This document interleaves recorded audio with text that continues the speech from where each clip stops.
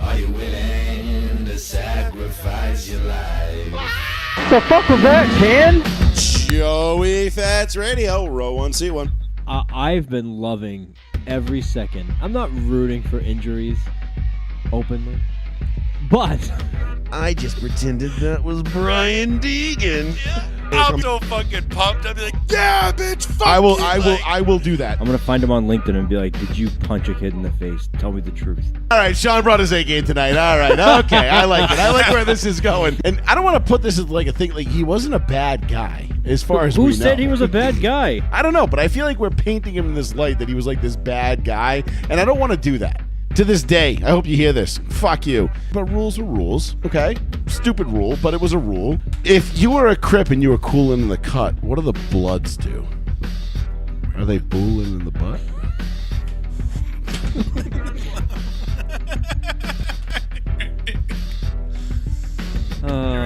Yep. Also, we are extremely juvenile, and yeah, whatever. Fuck you. All right. You fucking smacked me in the ass, you dumb fuck. Oh, baby. These are the types of shows we live for, Sean. Tonight, New Year's Eve. it's New Year's Eve. We are like fucking 30 hours away from the end of 2025. What the It fuck, is man? week number 18 in the National Football League. That's depressing a little bit. It goes by so fast.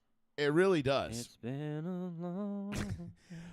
Thank you, ladies and gentlemen, for... Oh, hold on. I got to start the goddamn Mixler feed. I always forget to do this now. Why do I suck? Bitch.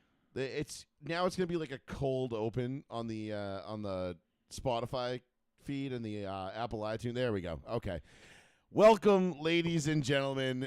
Thank you for joining us on another absolutely outstanding edition of Row 1 Seat 1, Joey Fats Radio, live on the one, the only, the New Bedford Guide. On this, the second to last day, the final 3 hours, 2.5 hours of the second to last day of 2025. There is a lot to get into tonight, Sean. There is a ton to do. We have a absolutely electric show planned for you. Now, what did we plan? Absolutely nothing. Well, I mean, it's You, very football heavy. But you can just pretty much figure out where we're going with this fucking show, okay? We're going to be talking about the Patriots, the Broncos, the AFC, the NFC, Week 17, Week 18, the playoffs, the MVP, the Coach of the Year, the awards. We might even, well, we'll wait to go back next week and we'll revisit, but we might even revisit some of our predictions from earlier in the year. Okay. And we'll get into every single last little aspect of it. And then some. And then, of course, we will also be taking your calls. The phones are open. I use it. 774-992-8702 is the phone number if you want to give us a call. Also, actually, Sean, fuck. I completely forgot. Shit, Sean, fuck. Fucking What? Miami is playing. Oh, no, that's tomorrow night. It's Tuesday. Thank God. Okay, yeah, because Miami plays Ohio State tomorrow night. Oh, yes. Oh, college, yes. Yeah, in the college. So 10 versus 2. We are you. going to have to avenge 2002. Go on. You know what? You need. After last night. I still think it's Matt Stafford, but we'll get into that in a minute.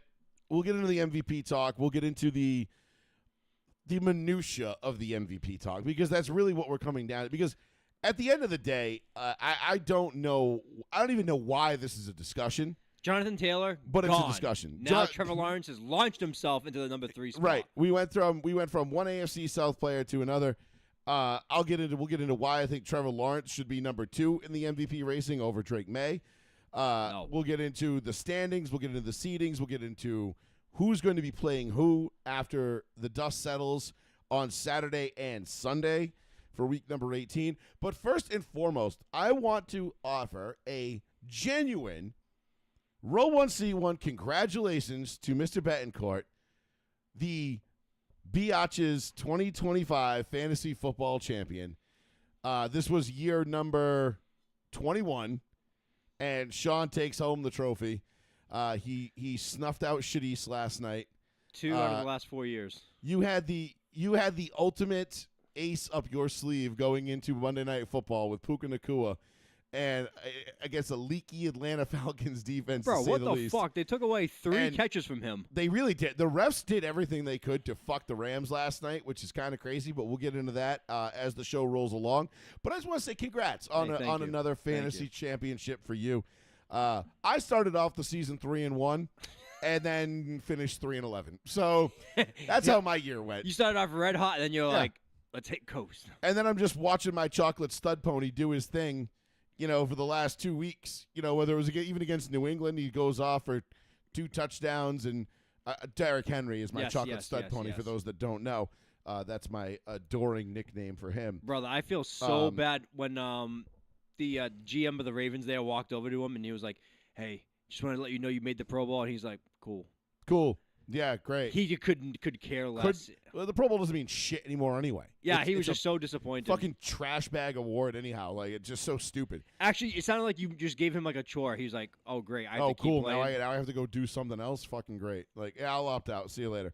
But we'll get into all that. But I wanted to just say congrats to you on winning the championship. I know that the whole league was rooting for you.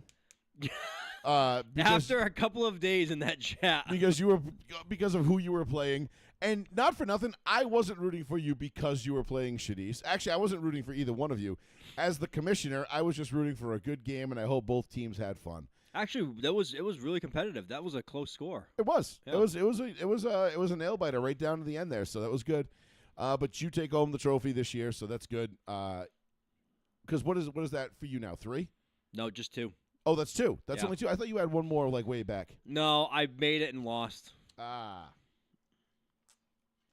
See, I still only have 3, and I need to change. I need to up. Those are rookie numbers in this league. I'm catching in fast because we've had the same. I want to say the same core of 6 or 7 people now for the better part of a decade. And I want to say like me, Tommy, Sean, the other Sean, and your brother, my brother, and Ryan and Timmy. Ryan and Timmy. Those are the original 6. Those 6. That's the original 6 from 2005. Yeah, everybody else is interchangeable. I came in 17? No, 18? I think you came in earlier than that. I don't think so. No? I think I was 17. Really? I think you so. were earlier than that. I have to go back and look. But we've had the same 6 out of 10 people for at least 21 years now. And only 4 have been interchanged. So, like my cousin was no longer with us. He was one of the original. Dirt Dog Bruce was another one. Matty Audette was another one. That was the original 8 because we started with 8, then we expanded to 10 the second year. Matty was there again. Then Hilchey was an original, obviously one of the founders of this show. And then who was the other? Oh, PJ. Okay. But he lives in Florida now, so he can't do live drafts. We have a strict rule about doing live drafts. You have to show up for the draft. Even though every year somebody fucking forgets that it's the same Sunday every single year, and they're like, "Wait, oh shit, I gotta work or do something." I'm in New Hampshire for the next 3 Sundays. Yeah, you're like, "Oh, great, cool, thanks." But anyway, like we always say on this show, nobody gives a shit about your fantasy team, so save it. And we won't bore you with ours either. Joey Fats Radio, row 1, seat 1, 774-992-8702 is the phone number. I want to hear from some of you because there's been a lot of you motherfuckers that are shit talking the fuck out of me now for the last 2 weeks, going back and commenting on old videos, old posts, old shit. You bring it to the fucking phone lines, motherfuckers, all right? I'm going to tag him right now. Yeah. Pat. I know he's probably not going to listen. He's probably not listening right now because he's got a kid and he's like doing dad stuff, all grown up and whatever. Dude, everybody. Last week, my kids were sick. They got better. This week, kids are sick again. I'm like, dude, this is the fucking worst. Dude, they're just soft-skulled little germ sacks. That's what they are. It's the worst year for kids' sickness. I don't know. I mean, have you tried just like turning them loose in the yard and letting them play outside for like numbers of hours? Like let them eat some dirt. Think about just gas in the house. Like let them like build up their immune systems. With like let them eat worms and bugs and like get hang out with some like dirty shit. They'll like build up. They'll build up that callus a little bit. My father-in-law does it. I go pick them up and they're just like covered in like mulch in the regular season. Like I'm like they're black. Like what are you doing? I said what I said. It's from the mulch. Sean's got kids coming home in blackface. He's like, Jesus Christ, I'm about to get fired. Wipe this shit off. God damn it. Like, no one take pictures. From mulch. No one take pictures, please. This is not what it looks like. My kids are not reenacting a. They're not the. They're not. It's like they're the not, old time Three Stooges They're not running. gag. They're not running for the governor of Virginia. Oh God. But anyhow, we'll save the politics for another night. Where do we want to start tonight, Sean? We got a shit ton to get into, so we got to get right into it. Can I start off with last night fresh in my memory? Yes. That fucking final Puka Nacua catch was a catch. By the letter of the law, it was not. Should it He have caught been? that shit. Should it have been? Yes. Left-handed, going down, hugged it. Like it didn't like move. away. Yes. No, but he did let go of it as he was going out of bounds. There was a shot of it that he let go of the ball. He did re-grab it. That was the most impressive shit I've ever seen. I immediately went to Facebook. I was like, that's the greatest catch I've ever seen. Yep. 10 seconds later after I saw the replay, never mind. Like, it would have been the most insane catch I have ever. That would have topped Odell Beckham. That would have topped Julio Jones in the Super Bowl against the Patriots. Like, yeah. That would have topped Santonio Holmes in the Super Bowl against the Cardinals. Like, I couldn't believe, and he makes those catches regularly, and just does it like in regular games, just like. Oh, he's unbelievably good. It's wild how good Puka Nacua has become in such a short period of time. But that game last night, like I felt like that was the worst game I have seen the Rams play all season. And I don't know what it was. I don't know if they just like Matt Stafford didn't look like he wanted to be there. He looked out of it. It looked like they were just like kind of like I feel like they had 2 pick sixes. Well, no, they called one back. Oh, one he stepped back. out You're of right. bounds. 100%. You're right. But I feel like they should have just handed the ball off to Kyron Williams more than they did. Yeah, because the running game stop it. The running game was working great, and then defensively, I feel like the Rams just kind of they were like, yeah, like Jared Verse is the great play with the block field goal and ran it back. I mean, that was awesome. For the first time, that was an unbelievable fucking play, and he's an unbelievable player. What did they you say? and I have both been in love with that. He was my since rookie the draft. defensive player of the year pick. Yeah. He is the first player in Rams history. No, I shouldn't say first in Rams history. He's the first player in over 16,000 defensive snaps. You have to go back to 1986 for the last Rams player to block a field goal and run it back for a touchdown. Over 16,000 snaps it took for that to happen. To block it and run it back. Yeah. So the last time that happened for the Rams was 1986. I was just say what was that? I was just saying 39 years ago. Yeah, that had to have been a long time ago, but. That was an unbelievable play. And then chucking up the deuces to the Falcons sideline was awesome. Just like rubbing a little sand. Because at that point, you're thinking like, oh, momentum's on the Rams side. Here comes the avalanche. The Falcons aren't going to be able to stop it. But the Rams defense did not look like they've looked all year. They had a off night, a bad night against a Falcons team that has been pretty up and down all year. But they're not a bad team.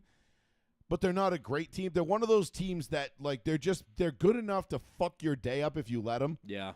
But they're not good enough to go out and like win it all. Very much a Jekyll and Hyde team. Yeah, and that whole division is a mess.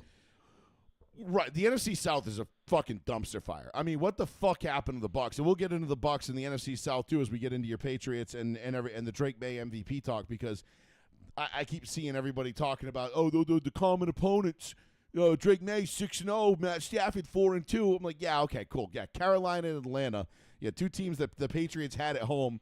They barely beat the fucking Falcons. They were a missed fucking extra point away from losing to the Falcons. Wins is wins. Yeah, I know. But they are. But are they though? Because now we're gonna start splitting hairs here tonight. So we'll get into that. But no, last night's game, I still have the most faith in the Rams when it comes to the NFC West. I still think the Rams are the best team in that division. And if anybody is equipped to go on the road and win, it is the Rams. Because obviously they can't win the division now. Because Saturday night, 8 o'clock, we're going to have a showdown between the Niners and the Seahawks for the number 1 overall seed in the NFC West. I do think... Which is fucking wild when you think about what the Niners were 8-9 weeks ago. Yeah.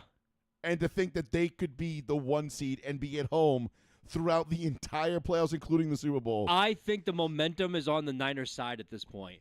I feel like Brock Purdy is balling, bro. Dude, I said it ever since he came back. He came back and saw Mac was. I said it. I said it. He came back and he saw Mac was like on his. People were saying in San Francisco, we should just ride with Mac Jones. No. They were already saying it, and Brock Purdy was like, "This is out of fucking control." Like he's like, "No, I'm still the dude here, bro." And so he missed several weeks. He comes back. He's thrown like 2, 3, 4 touchdowns every week since he's come back. He has been like they've been dropping 40 burgers like it's going out of style. And he's been like 35 lights plus out. points. It's been unbelievable. So Christian McCaffrey, like risen from like he has risen. The prodigal son hath returned. The best running back in all the land, not named Derrick Henry, is back doing what he does best, and he is just absolutely making people look stupid and healthy still, getting blown up and still staying healthy. Please let him stay healthy because I picked Rams Broncos in the Super Bowl preseason, but I would love a Broncos Niners Super Bowl because of the McCaffrey, Shanahan, Lynch connections to Denver, the stories leading up to that. And the drama of all that going in would just be, it'd be incredible. It'd be an incredible story. So that would be fun. That being said, we're a long ways away from that. You know, we'll see what happens Saturday. Because if the Niners can beat the Seahawks, and I believe they can, I don't think the Niners defense is I don't think the Niners defense is up to their usual par that they typically are. But let me tell you, that team, for some reason, and this is why I think Kyle Shanahan is a front runner for Coach of the Year. No. Because I have money on Vrabel. I think Vrabel is like right there with him. I think Liam Cohen probably is going to win it at this point. Cohen's in the mix too. Yeah, because he's rookie. Well, it's because you got Cohen, Shanahan, and Vrabel. Those are your big three with an outside shot to I don't think there's anybody else. The fucking Bears head coach, Brian Johnson. Ben Johnson. Sorry, the Bears head coach. I don't think Ben has a chance. But nobody. The Bears had 7 or 8 wins last year. I know, but nobody saw this from the Bears this year. Nobody had the Bears being this good. No, but the Bears are kind of like, meh. I know they lost Sunday night in that absolute barn burner.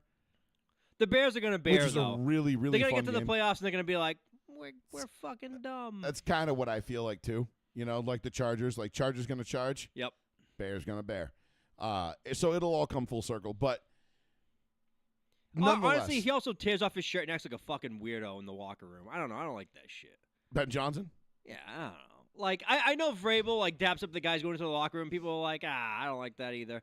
But fucking coaches. They're players' coaches, though. Ripping off his shirt and, like, rubbing his nipples and shit like that. I'm like, dude, get the fuck out of here. That was weird. They're players' coaches. That's what they do. Liam Cohen, Duval. Like Duval. that. When I first saw that and I was like, he couldn't be my coach, I would just be like, I'm out. Yeah, me too. If I was a Jags fan, I'd be like, sell. But, hey, listen, it's working out for him on the field so far. You know, the Jags have kind of come out of nowhere now to be what I think a lot of people would consider a pretty legitimate threat in the AFC. Jacoby Myers is killing it for the Jaguars. He's a good player, dude. But not like a number one like he is right now for the Jaguars. No, but he's a good player. I mean, don't get me wrong. If Jacoby Myers is your number one, you're going to have problems. Now, he's killing it for them. I know people can say, "Oh, Jacoby Myers, they beat your Broncos in my life." Yeah, shut the fuck up. Like you don't watch the game. You just look at the box score. Shut your fucking mouth. You don't know what you're talking about. But the point I'm getting at is that the AFC, the NFC, everything is wide open right now. This is the first time, Sean, in a long time where we've looked at the playoff picture and we're looking at everybody and we're going like, there is not a single team without a fault in here. The AFC is wide open. I mean, I'm talking NFC too. Like this should NFC. I mean, the Niners could be the 1 seed. They have no defense really to speak of right now. They got players, but they don't have a great defense. They might get Fred Warner back.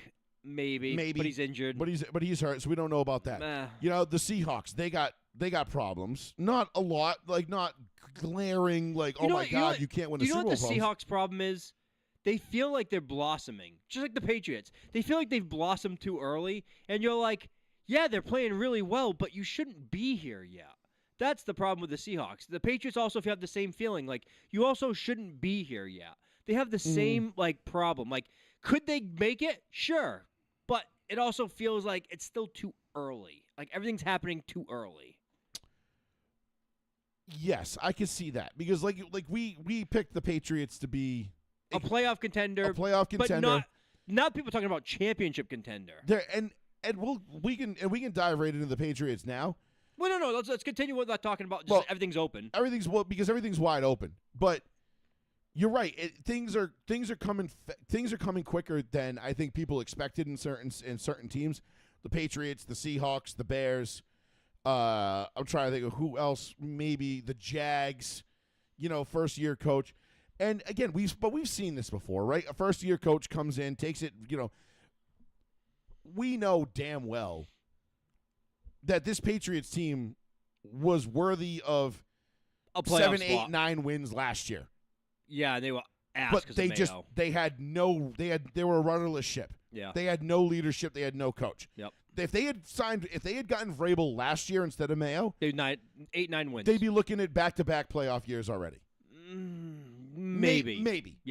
But I think they would have been, because I think Vrabel would have figured this out a whole lot quicker. He would have brought Josh McDaniels in to get Drake May up to speed. Maybe Drake May, but they would have been right there like neck and neck with the Broncos going down to the wire to see who's going to get that 7th spot. Yeah.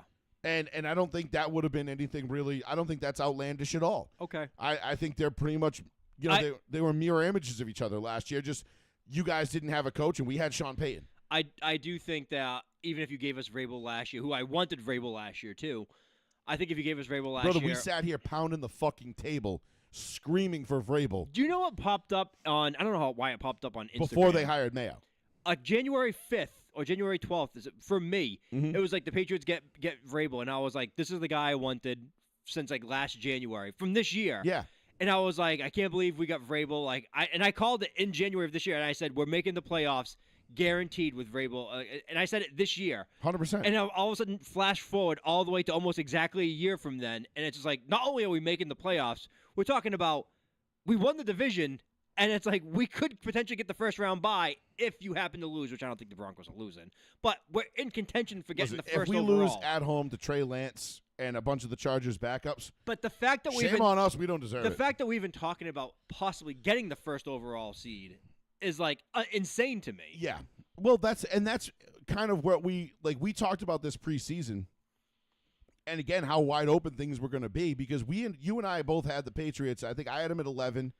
No, you had them at 10. I initially picked 11, and then I dropped it down to 10 because I'm like, they'll blow one that they're not supposed to. I had 11. You had 11. So I had 10, you had 11.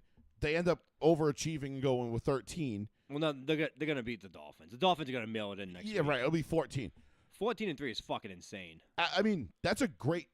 Typically, a 10-win swing. A 14-win team in the NFL is typically elite.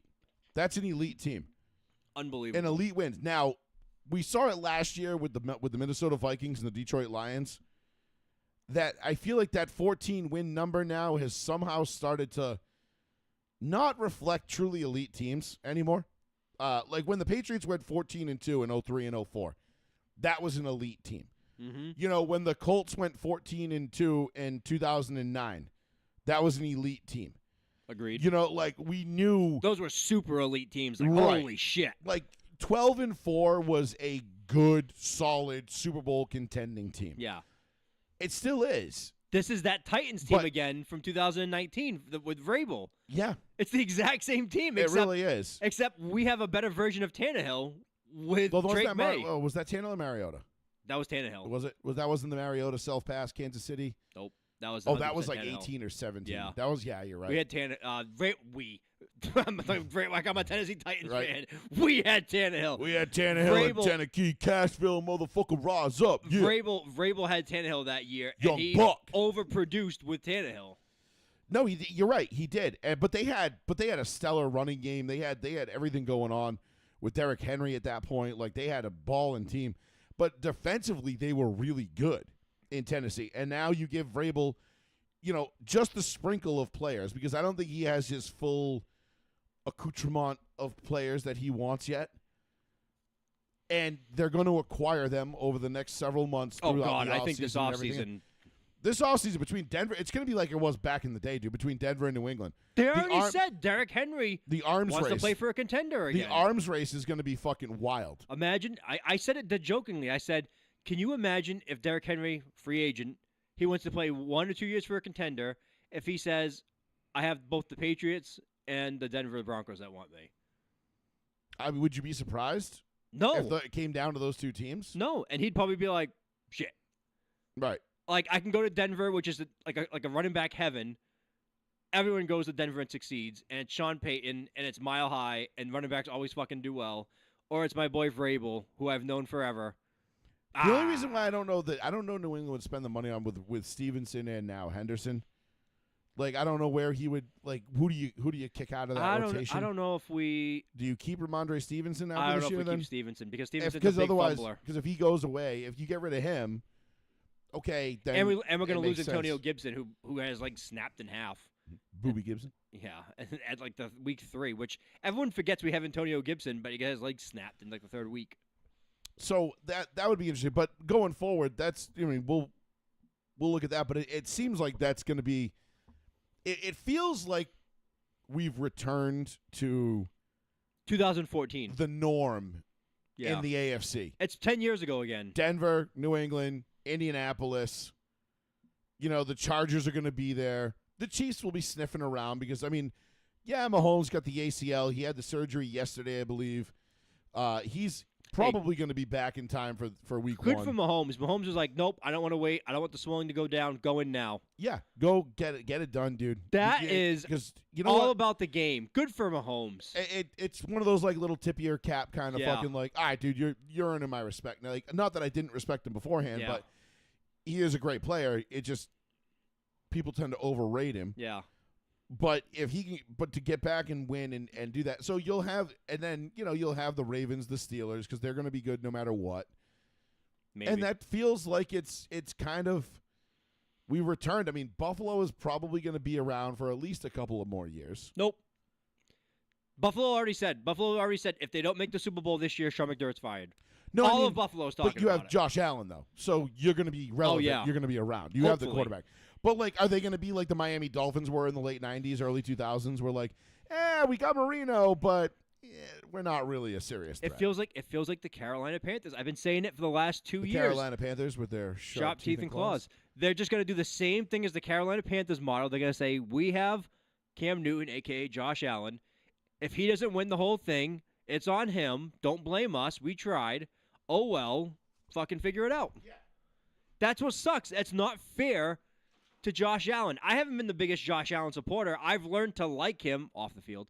I've learned to like him a lot. And the biggest thing for me is that I feel like they're going to pigeonhole this man to be like, you have to win. Did you see how many people turned on Josh Allen after this weekend? Oh, my God. It was embarrassing. The amount of people that turned on Josh Allen like that, they were like, oh, he missed a 2-point conversion. Josh Allen's dog shit. Yep. He threw it. He was running to his left. Threw the ball, happened to just misthrow it just a tad bit to the left, missed the open receiver. Yeah, he missed the open receiver. Guys, it happens. It was to win the game. They took a chance.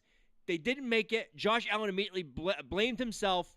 Give him a fucking break. You could see it in his body language walking off the field. Give him a break. He's literally carrying that entire team. That team doesn't win 4 games without him. No. That team is dog shit. Their defense is ass cheeks. That offense is ass. The offense is, Shakir is their number 1 receiver. And he's barely a number 3 on most teams. I was going to say, what's he? He's a decent 2, maybe? No. Maybe?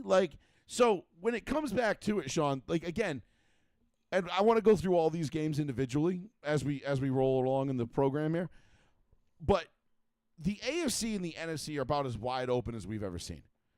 The NFC, we just spent, we just kind of went through the AFC. The NFC, you got Philly. They're not without their faults. Philly's defense, I think, could drag them Philly's to the NFC defense Championship. Is fucking disgusting. Their offense, I've never seen a group of people that hate each other more.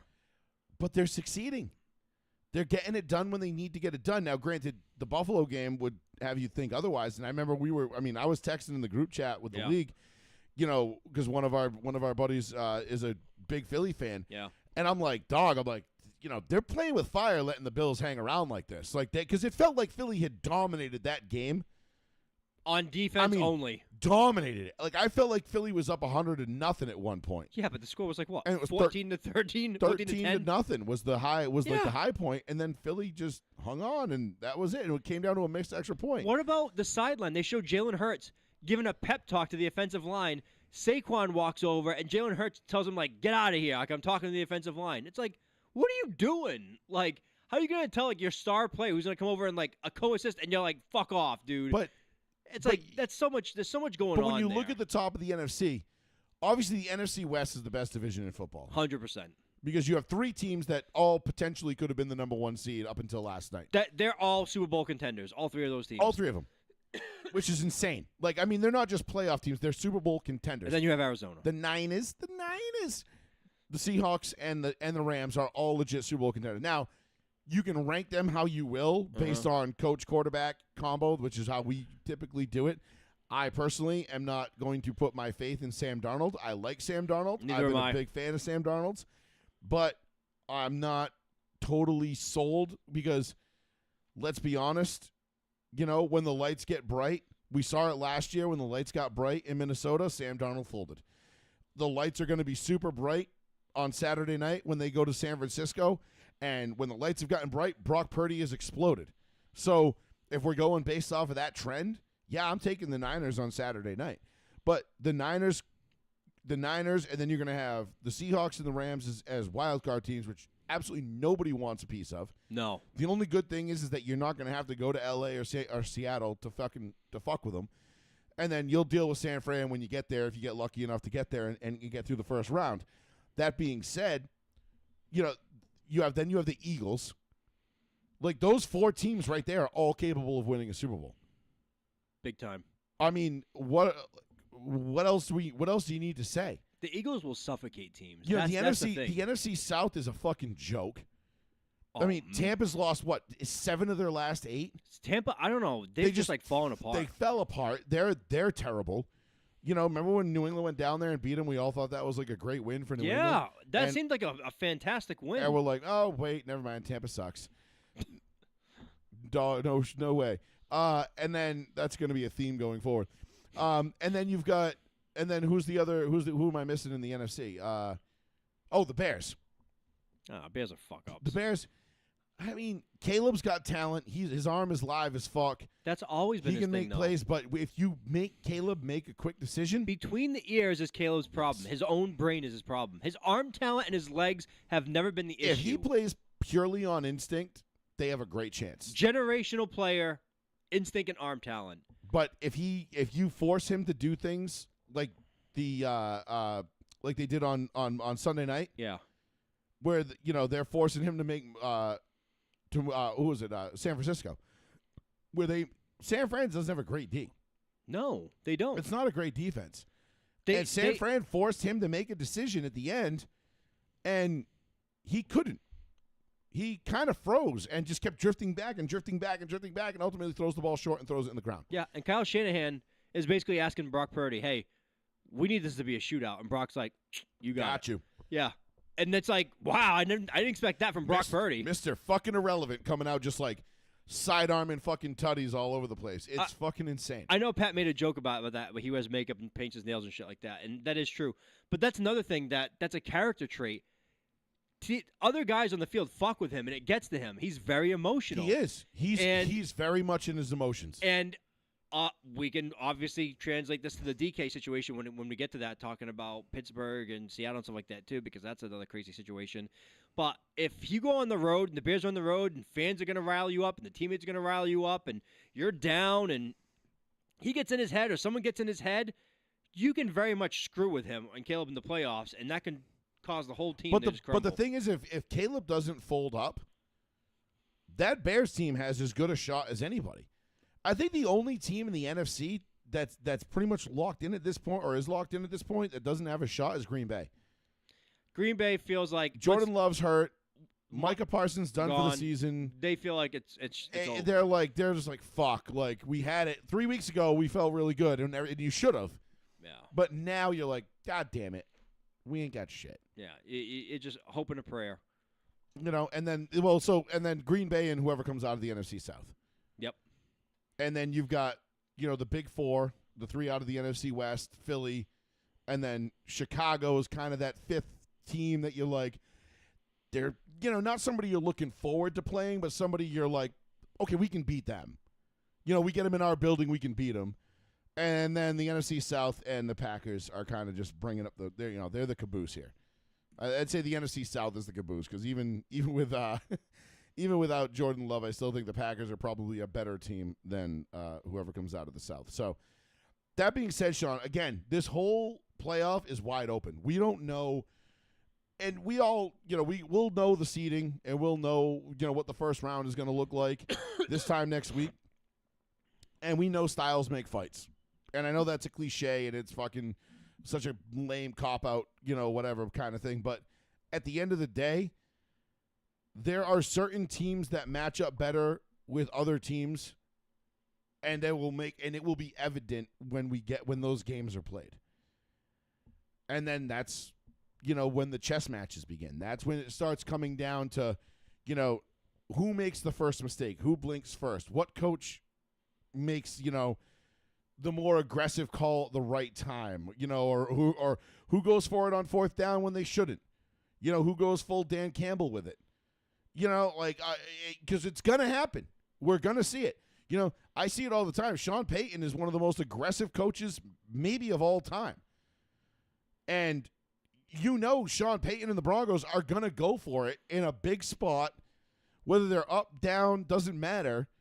They're going to go for it, and they're going to go for the jugular at some point. I mean, they did it against the Packers on 4th and 2. They throw the fade to Cortland Sutton, and they get it. And they win the game, basically, not because of that, but that was a big play in that game. We'll see what Ben Johnson wants to do with Caleb Williams. We'll see how Kyle Shanahan calls it. Sean McVay, we know he's got a ton of tricks up his sleeve. Mm-hmm. Nick Sirianni, is he going to turn his boy loose in Saquon, or is he going to try to make Jalen Hurts win him the game? Oh God! Or is he just going to, are you going to do what you do when you have an elite defense? Do you just take the air out of the football? Hey man, go, get a first down, maybe two, punt it. Oh well, they ain't scoring. It doesn't matter. Philly, Denver, Seattle, the Rams can do that. Now, those teams have potent offenses as well, but it all comes down to the style of the game. So there's all that. And that's why I think this playoff is going to be one of the most interesting playoffs that we've seen in a couple of decades, because no one that is in the playoffs is established as the team to beat. It's crazy the Lions are eliminated. Like, you're looking at, the Philadelphia Eagles, the defending champs. And you could easily make the case that they're the 4th or 5th best team in the NFC right now. Not to say they can't go back-to-back and win it. They very well could. But when you think about it, it's like, bro, Matt Stafford, he's got a Super Bowl ring. He's done this before. No, you could easily make the case that they're not going to win a Super Bowl, that they're not going to be in it. Sam Darnold, Seahawks, you can make a case for every single team of why they won't win. Right. And you could also make a case for every team of why they will win. Right. All 14 teams have, I feel like, about as even of a shot going into this. Now, certain teams will get exposed pretty quickly. The NFC South, whoever comes out of the NFC South. All right, so not all 14, but we know the NFC South is going to be a joke. But don't sleep on Baker Mayfield and Mike Evans. They could jump up and bite you in the dick in a heartbeat. You don't want to go down to Tampa. Say you're Chicago and you got to go down to Tampa, or not Chicago, Green Bay. You got to go down to Tampa. That's not a great matchup for you. Fuck. Yeah, we're going to have to play our ass off for this one. And I don't know what the seeding is on the NFC side right now, but I have it all right here in front of me. So right now, who we obviously know. Let's just assume because who's the 1 seed right now? Seattle. So Seattle gets the bye. Number 2 would be what? San Fran. Right now, it's Chicago. Chicago holds all the tiebreakers as of right now. San Fran would be what, the 5? San Francisco is fucking 5. 5. So they would be on the road at the NFC South. They would be on the road, yeah. So to Carolina. You'd have, right, the Niners, Panthers. Again, the Panthers, though, say the Panthers sneak in. Panthers right now, the Panthers would host San Francisco. They could bite against that defense that San Fran kind of doesn't really have right now. Oh, San Francisco would maul them. You would hope. Yeah. In most normal situations, yes. But you don't know that for sure. It could be a lot closer game than you think. Green Bay would, in this scenario, right now it's Seattle, Bears, Philly, Panthers, San Francisco, Rams, Green Bay. So it would be. So Packers would go to the Bears. Yes. Rams would go to Philadelphia. That's gee, talk about like one juggernaut is getting knocked out in that round. Yeah. That's in the right there. I don't know if the Rams can continue. That's a win for the NFC right there. That's a win for everybody else. That those two teams would have to match up right there. That's devastating. I think the Rams could get knocked out. Absolutely, they could. Going east, it depends on the time of the game too. That would be a 4:30 game. But would it? So all right. So if it's a 4:30 game, you're for the Rams. It's a little bit better because that body clock is real. Going west to east, that's a real deal thing. It's 4:30. That'll be a 4:30 Philadelphia game on Fox. 100%. I would imagine. I would bet all my money on it. Me too. I can't imagine that being the 1 o'clock game on Sunday. Nope. And if it's Saturday, great because it's automatically a 4 or 8. It would be there would be the Sunday game. Actually, wait, we get a Monday game too. Wild card weekend, we get a Monday night football game. Do we? Yeah, I'm 99.9% sure. Dog shit. I hate that. Yeah, because that's not fair. No, wait. Did they No, not anymore. Because no team should be on short rest anymore. I thought they got rid of that. Saturday, Sunday. No, NFL wildcard round, Monday, January 12th. Well, that's fucking dumb. But whoever wins that will play on. They won't play until the Sunday. They won't play the Saturday game. They'll be guaranteed the Sunday game. Shit.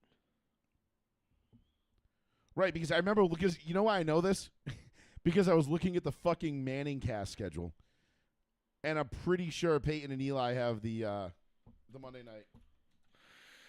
So you're playing the Chargers, right? Yeah, wild card playoff game. You're playing the Chargers, right? We have the Chargers at 4:30 on Sunday. Yes. So the Broncos, I mean. So right now it's Denver, New England, Jacksonville, Pittsburgh, Houston, Chargers, Buffalo. I am assuming. Which means you guys are going to get Buffalo in the first round. No, because you're going to beat the Chargers. Yeah. Buffalo's playing who? They're going to be playing the Jets. Buffalo's beating the Jets. The Chargers are going to drop to the 7th seed.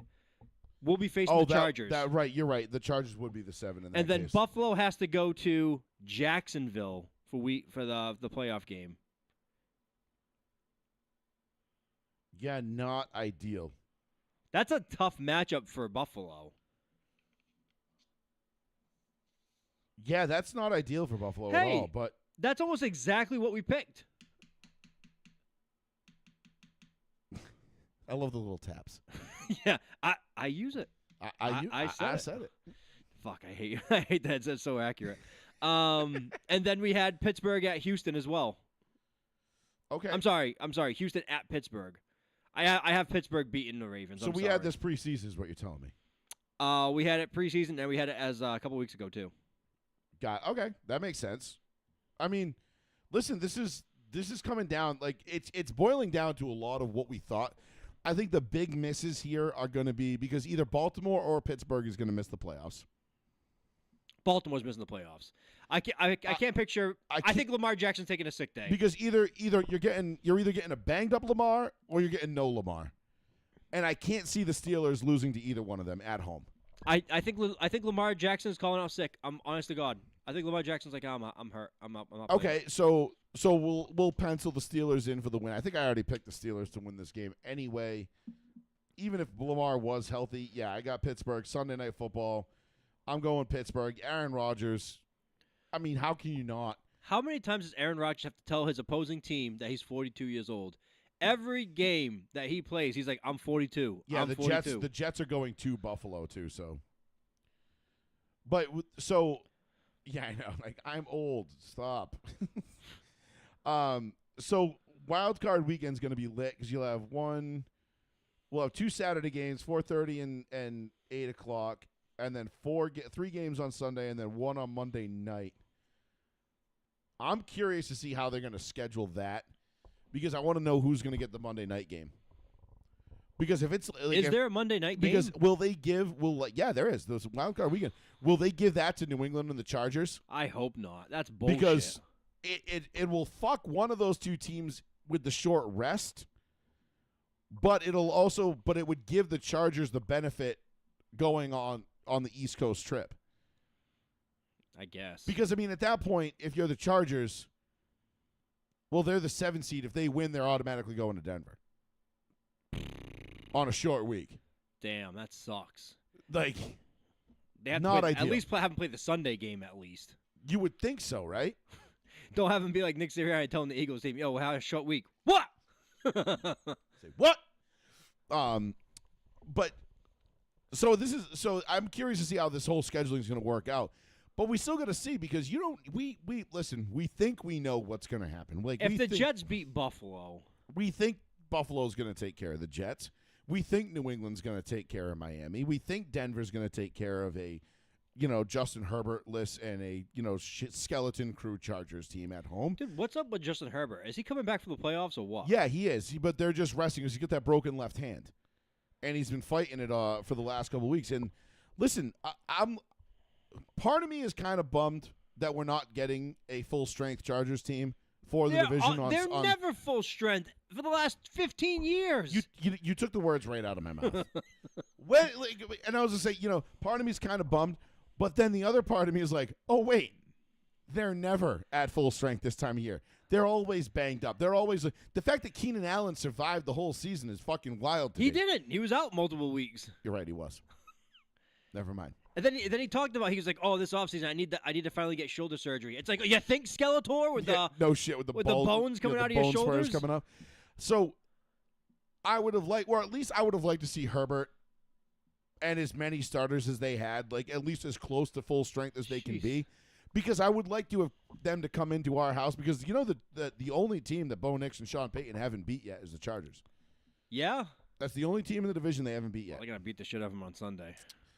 Well, and it's fucking crazy. Bo Nix is 1 blocked field goal away from being undefeated against the Kansas City Chiefs. Wow. Didn't think about that. So, take that how you will. But neither here nor there. The point I'm getting, so this whole thing is going to be fucking crazy. And again, this goes back to our central point of this segment, which was this shit is wide open. Styles make fights, and it is going to matter. There's not many teams that are going to want to go into Denver and play the Broncos if they should they secure the 1 seed on Sunday, which I firmly believe that they will. I don't know that it's going to be an easy game, if you will. I think it could look a lot like it did on Thursday night with the Chiefs, maybe a little bit more, a little bit better than that because it's at home, it's not on a short week. Yeah. And they can come out and they know what's at stake. But I don't think Sean Payton's not pulling any tricks out of the bag on that one to win that game. He's want to go out there and we want to beat him with our fucking, our bread and butter shit. We don't want to show anybody our hand.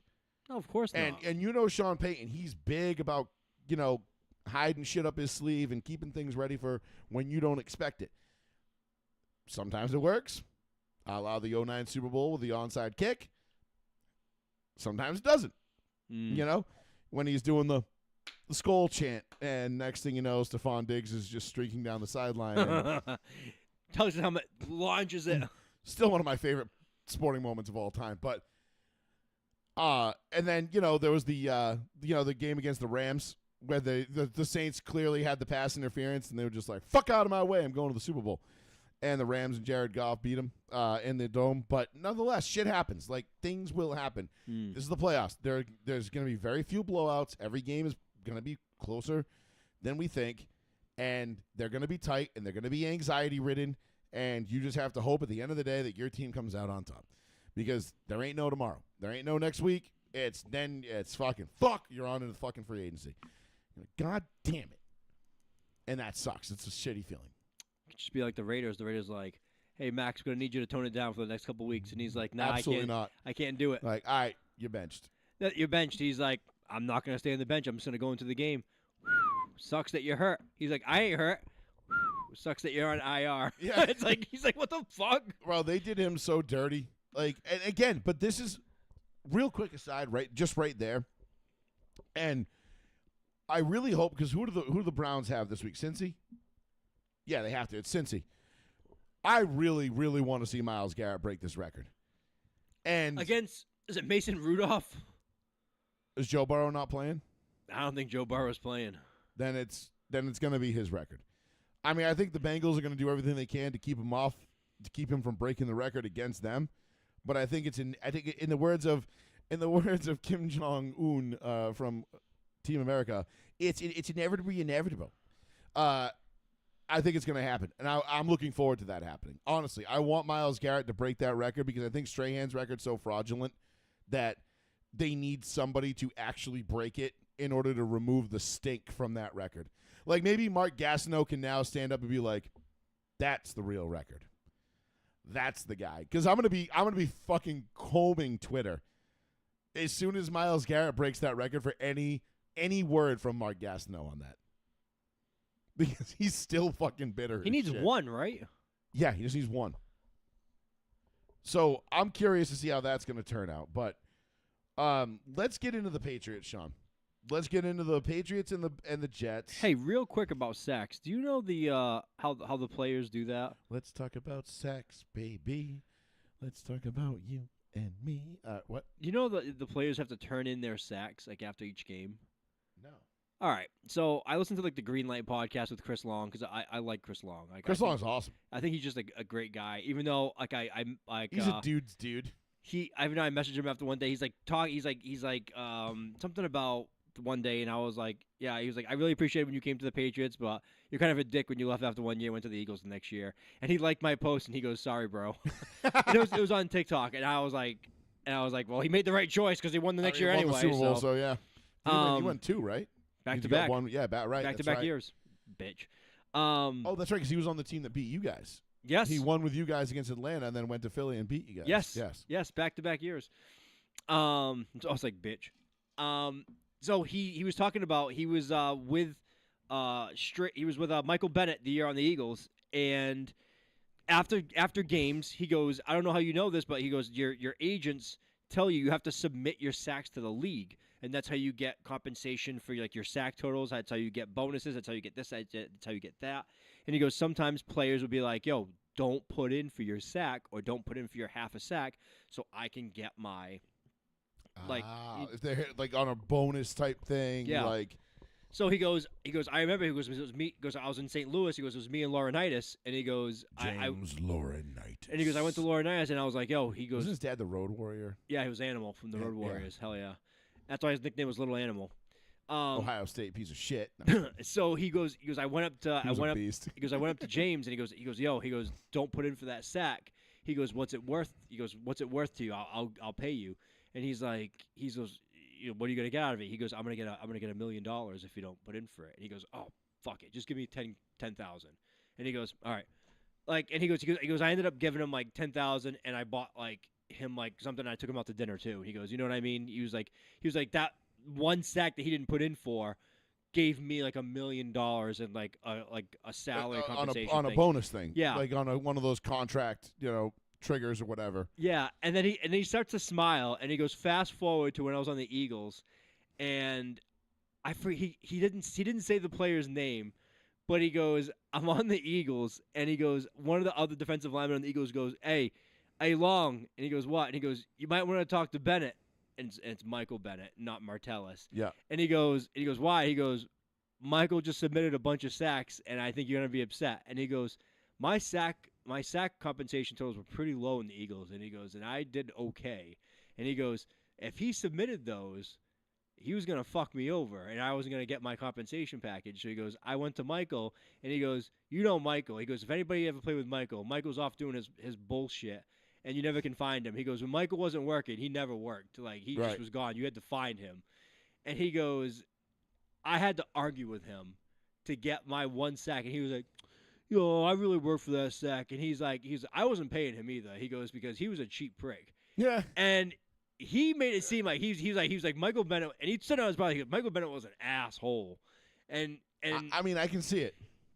And I was just really surprised that the NFL. I was never a big fan of the Bennett brothers.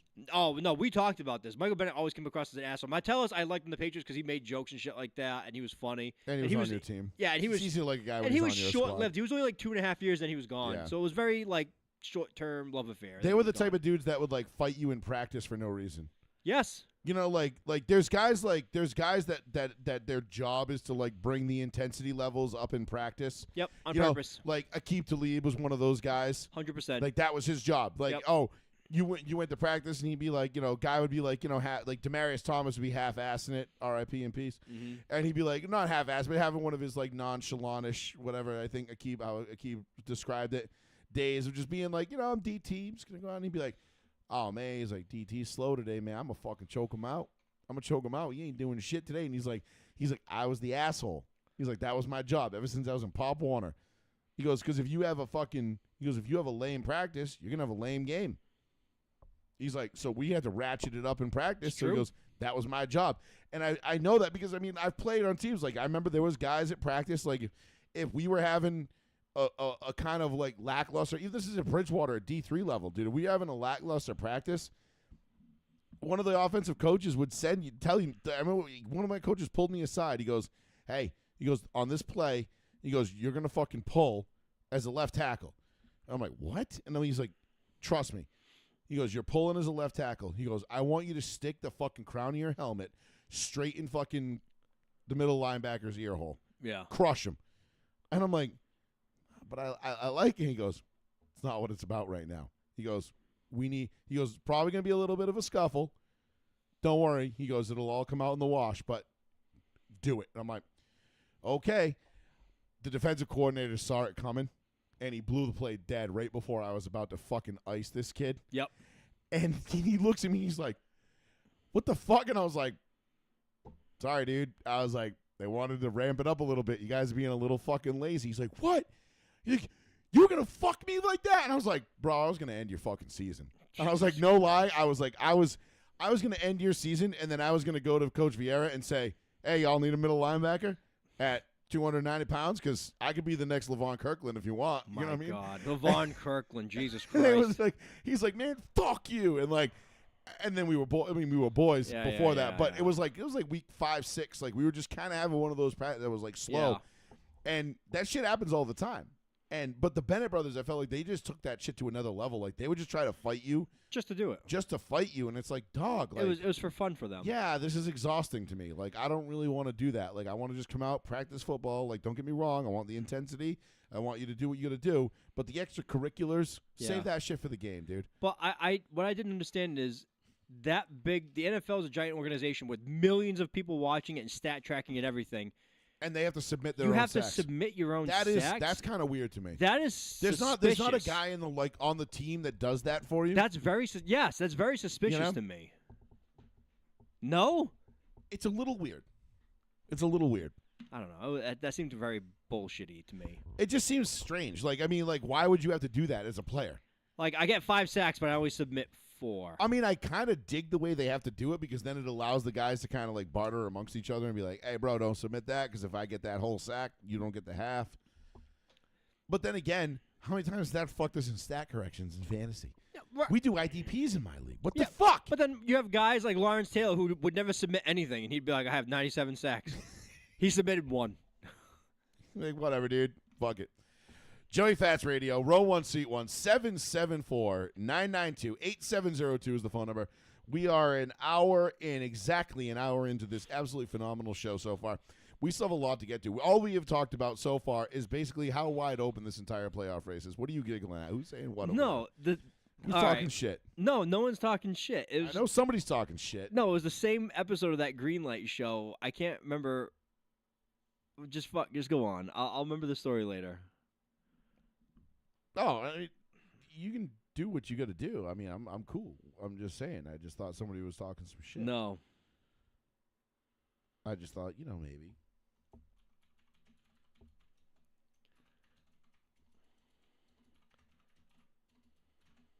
Sorry, spell break. It's okay.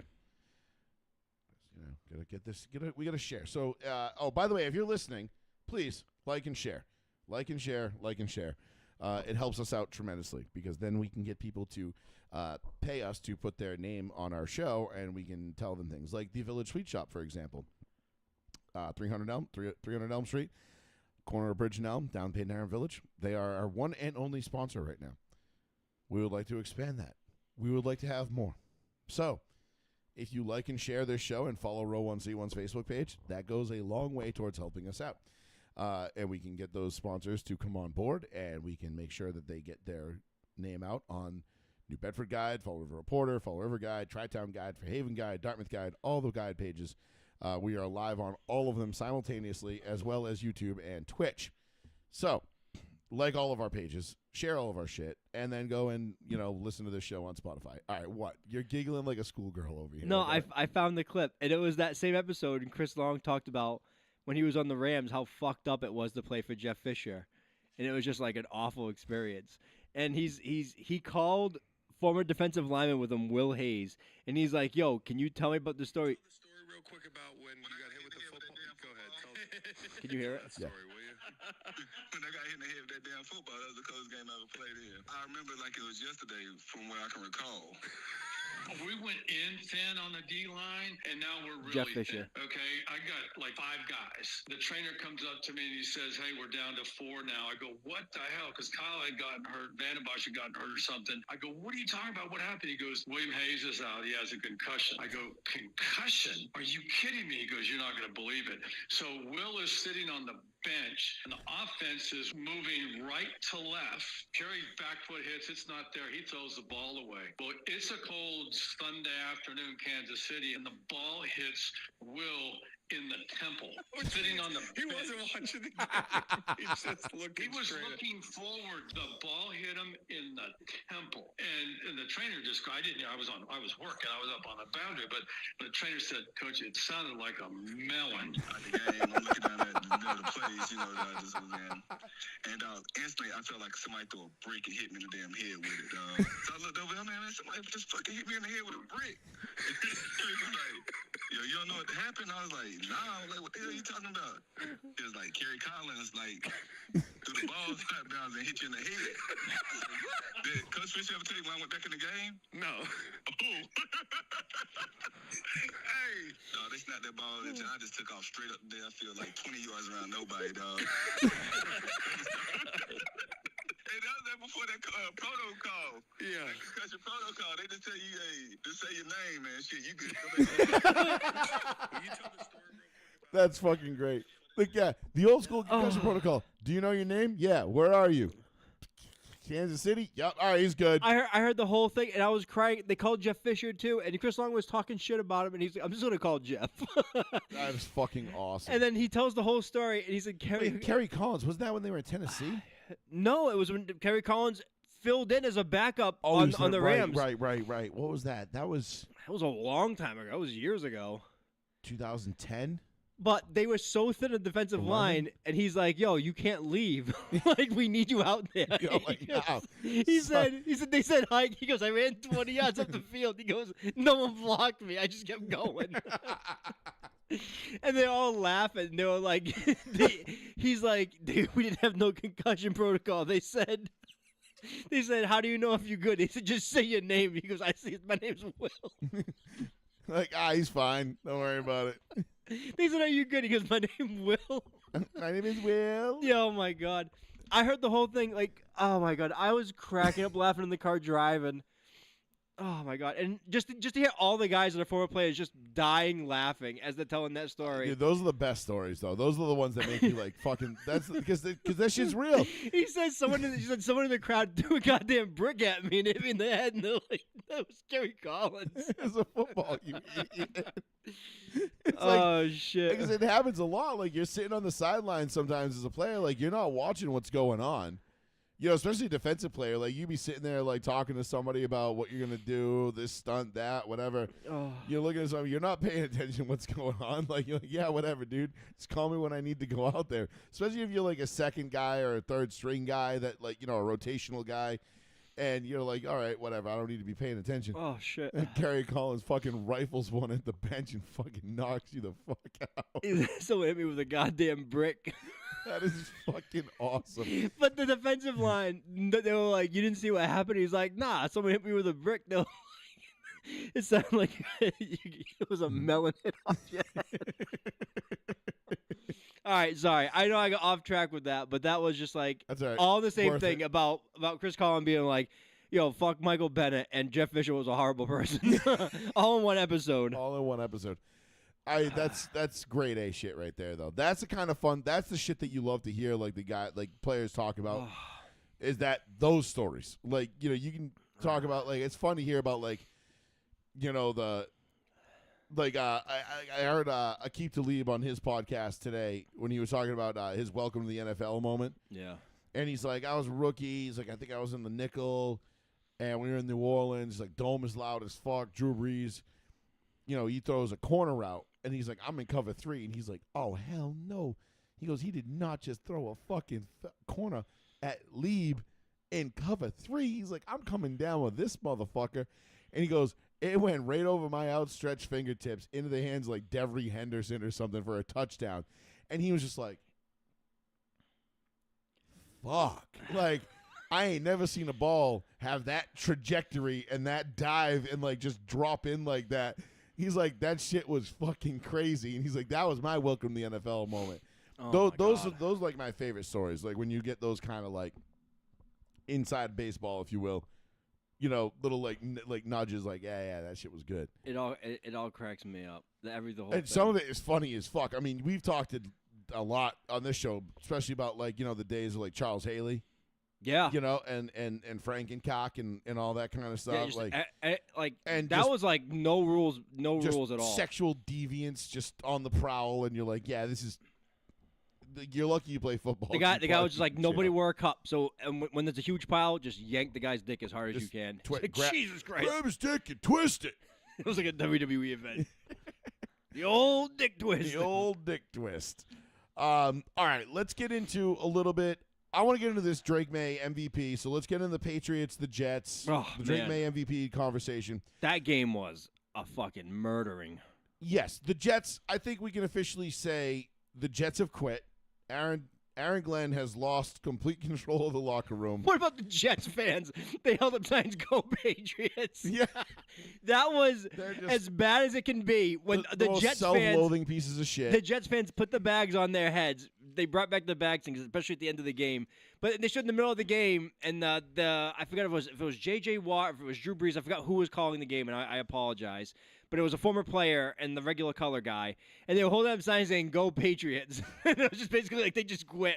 They did. The whole Jets organization has quit, and they have no pride. And I feel bad for Aaron Glenn because he's trying to guide a locker room of guys right now that just don't. They're just like, get me to fucking week 18 and get me the fuck out of here. I don't care. Yeah, they're all and you know, and the worst part about it is, and this is the last I'll say anything about from a Jet standpoint.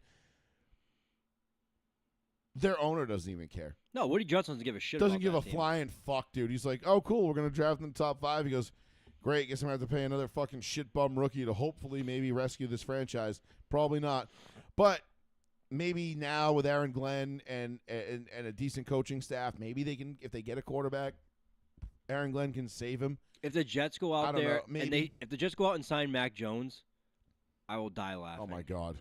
That would be so Jets of them. Because they go, like, sign Mac Jones and then draft, like, a fucking defensive tackle to replace fucking Quinnen Williams.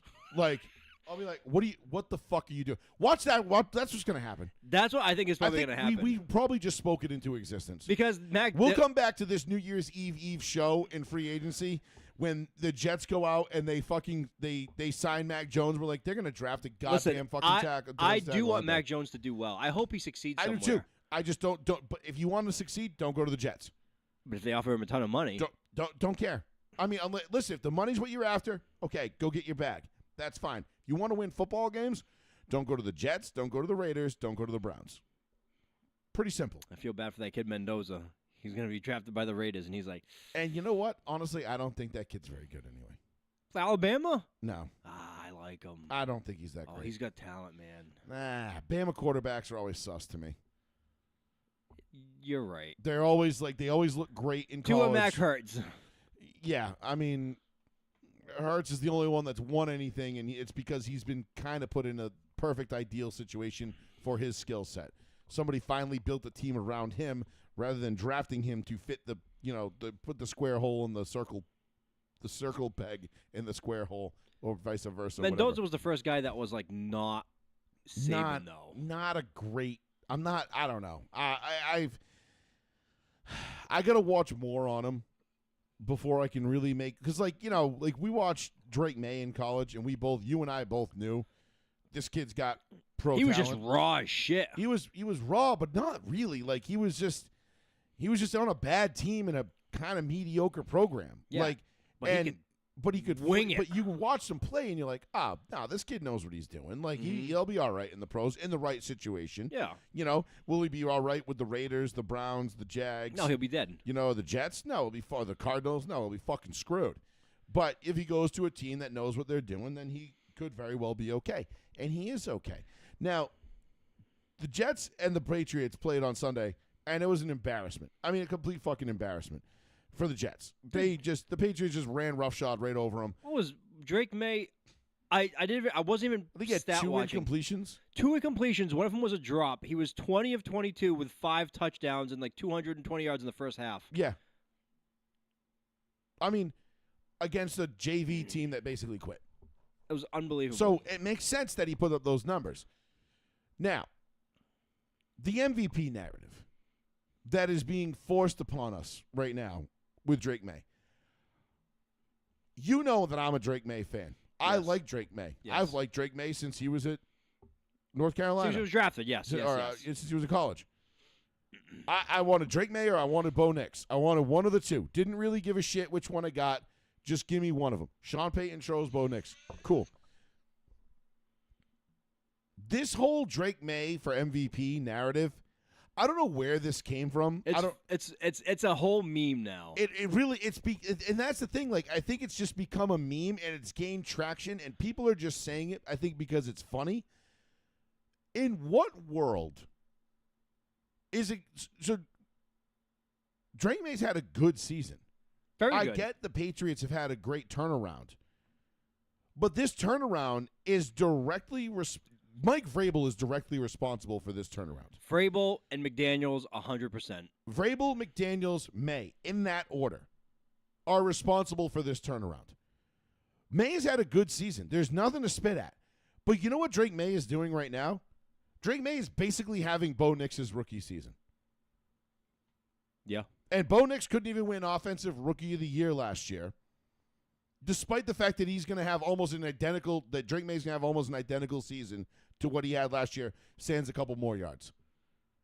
So when you're talking about the MVP of the league, to me, it's clearly Matt Stafford. I don't really care what happened last night. I know people always,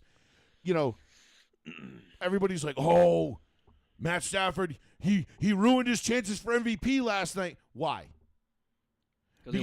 Because they lost the Monday night game in Week 17, and Matt Stafford didn't look great, even though he almost brought his team back and won.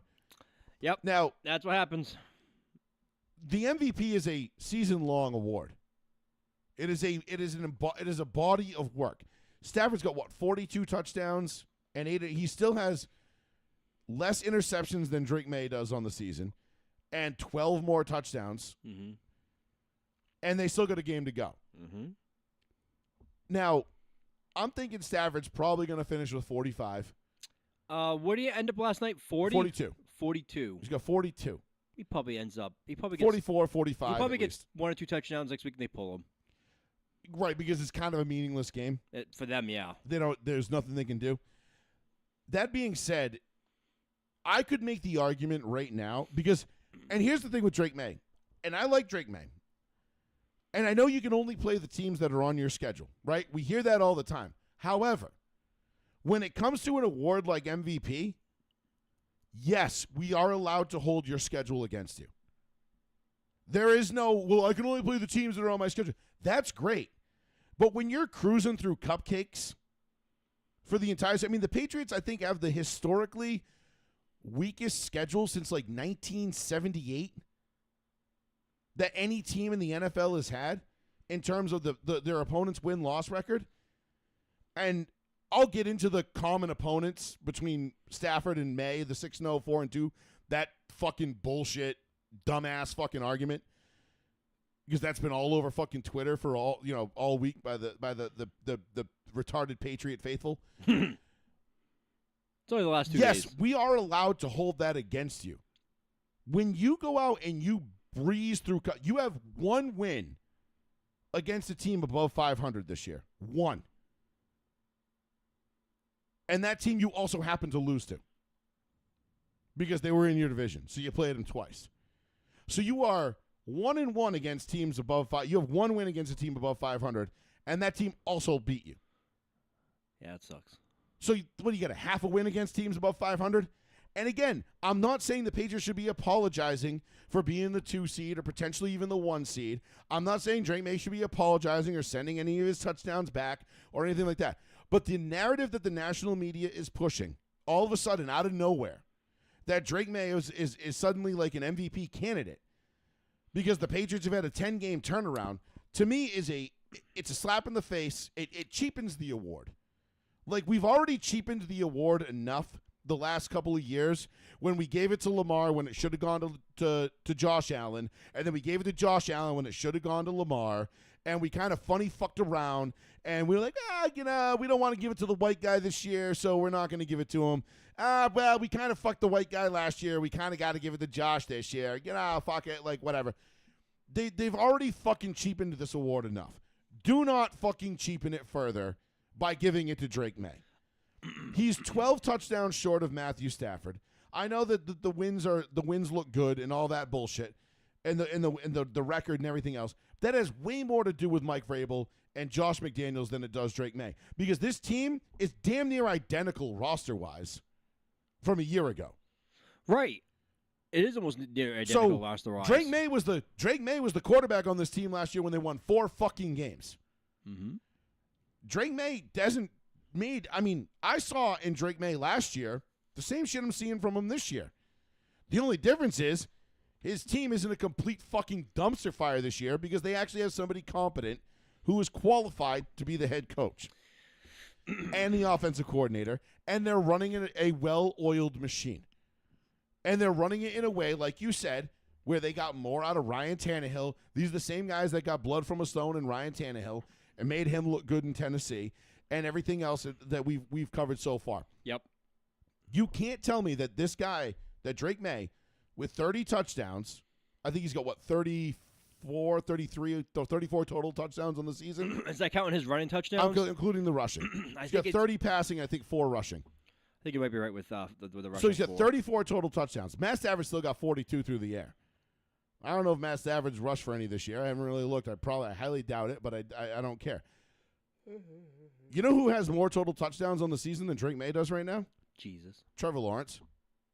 Why are we not talking about Trevor Lawrence? Oh, wait. The same reason why we don't talk about anybody in a small market. Remember when Sean Payton made that joke a couple weeks ago and the Jags took it all offense?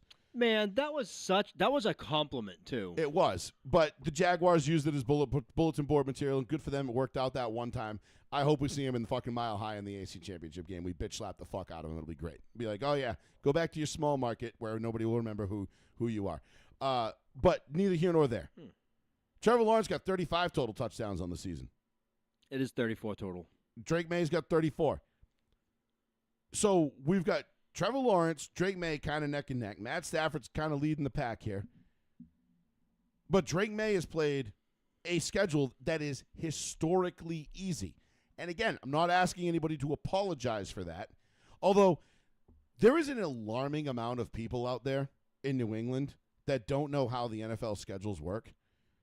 And they're like, well, we can't help it. We were last place team last year. We play a last place schedule this year. It's like, that's not how it works. No, there's 3 games. That's it. That's not how it works. You get 3 games that against teams that finished last year. That's it. That's The other 14 are against. It's already predetermined. Yeah, they're all what they are, what they're gonna be. Yeah. You fucking nitwits. Like, learn. That's my favorite thing is people are like, oh, you don't know ball. We played a last place schedule, so we got a last place. You know, we were a last place season. We play a last place schedule. No. I don't know ball, but you don't know how the schedule works. So who's the fucking idiot here? Oh, I'll tell you, it's you. May has had a great season. I love it, but yes, please continue. You and I, but the problem is, Sean, you and I kind of told everybody this is how this was going to go.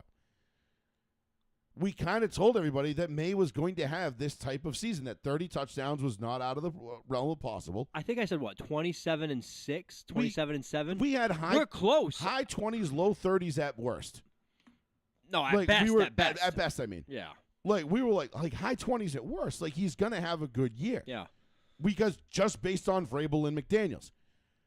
Now, I'm not asking anybody to apologize for the schedule. You can't. It's just not possible. However,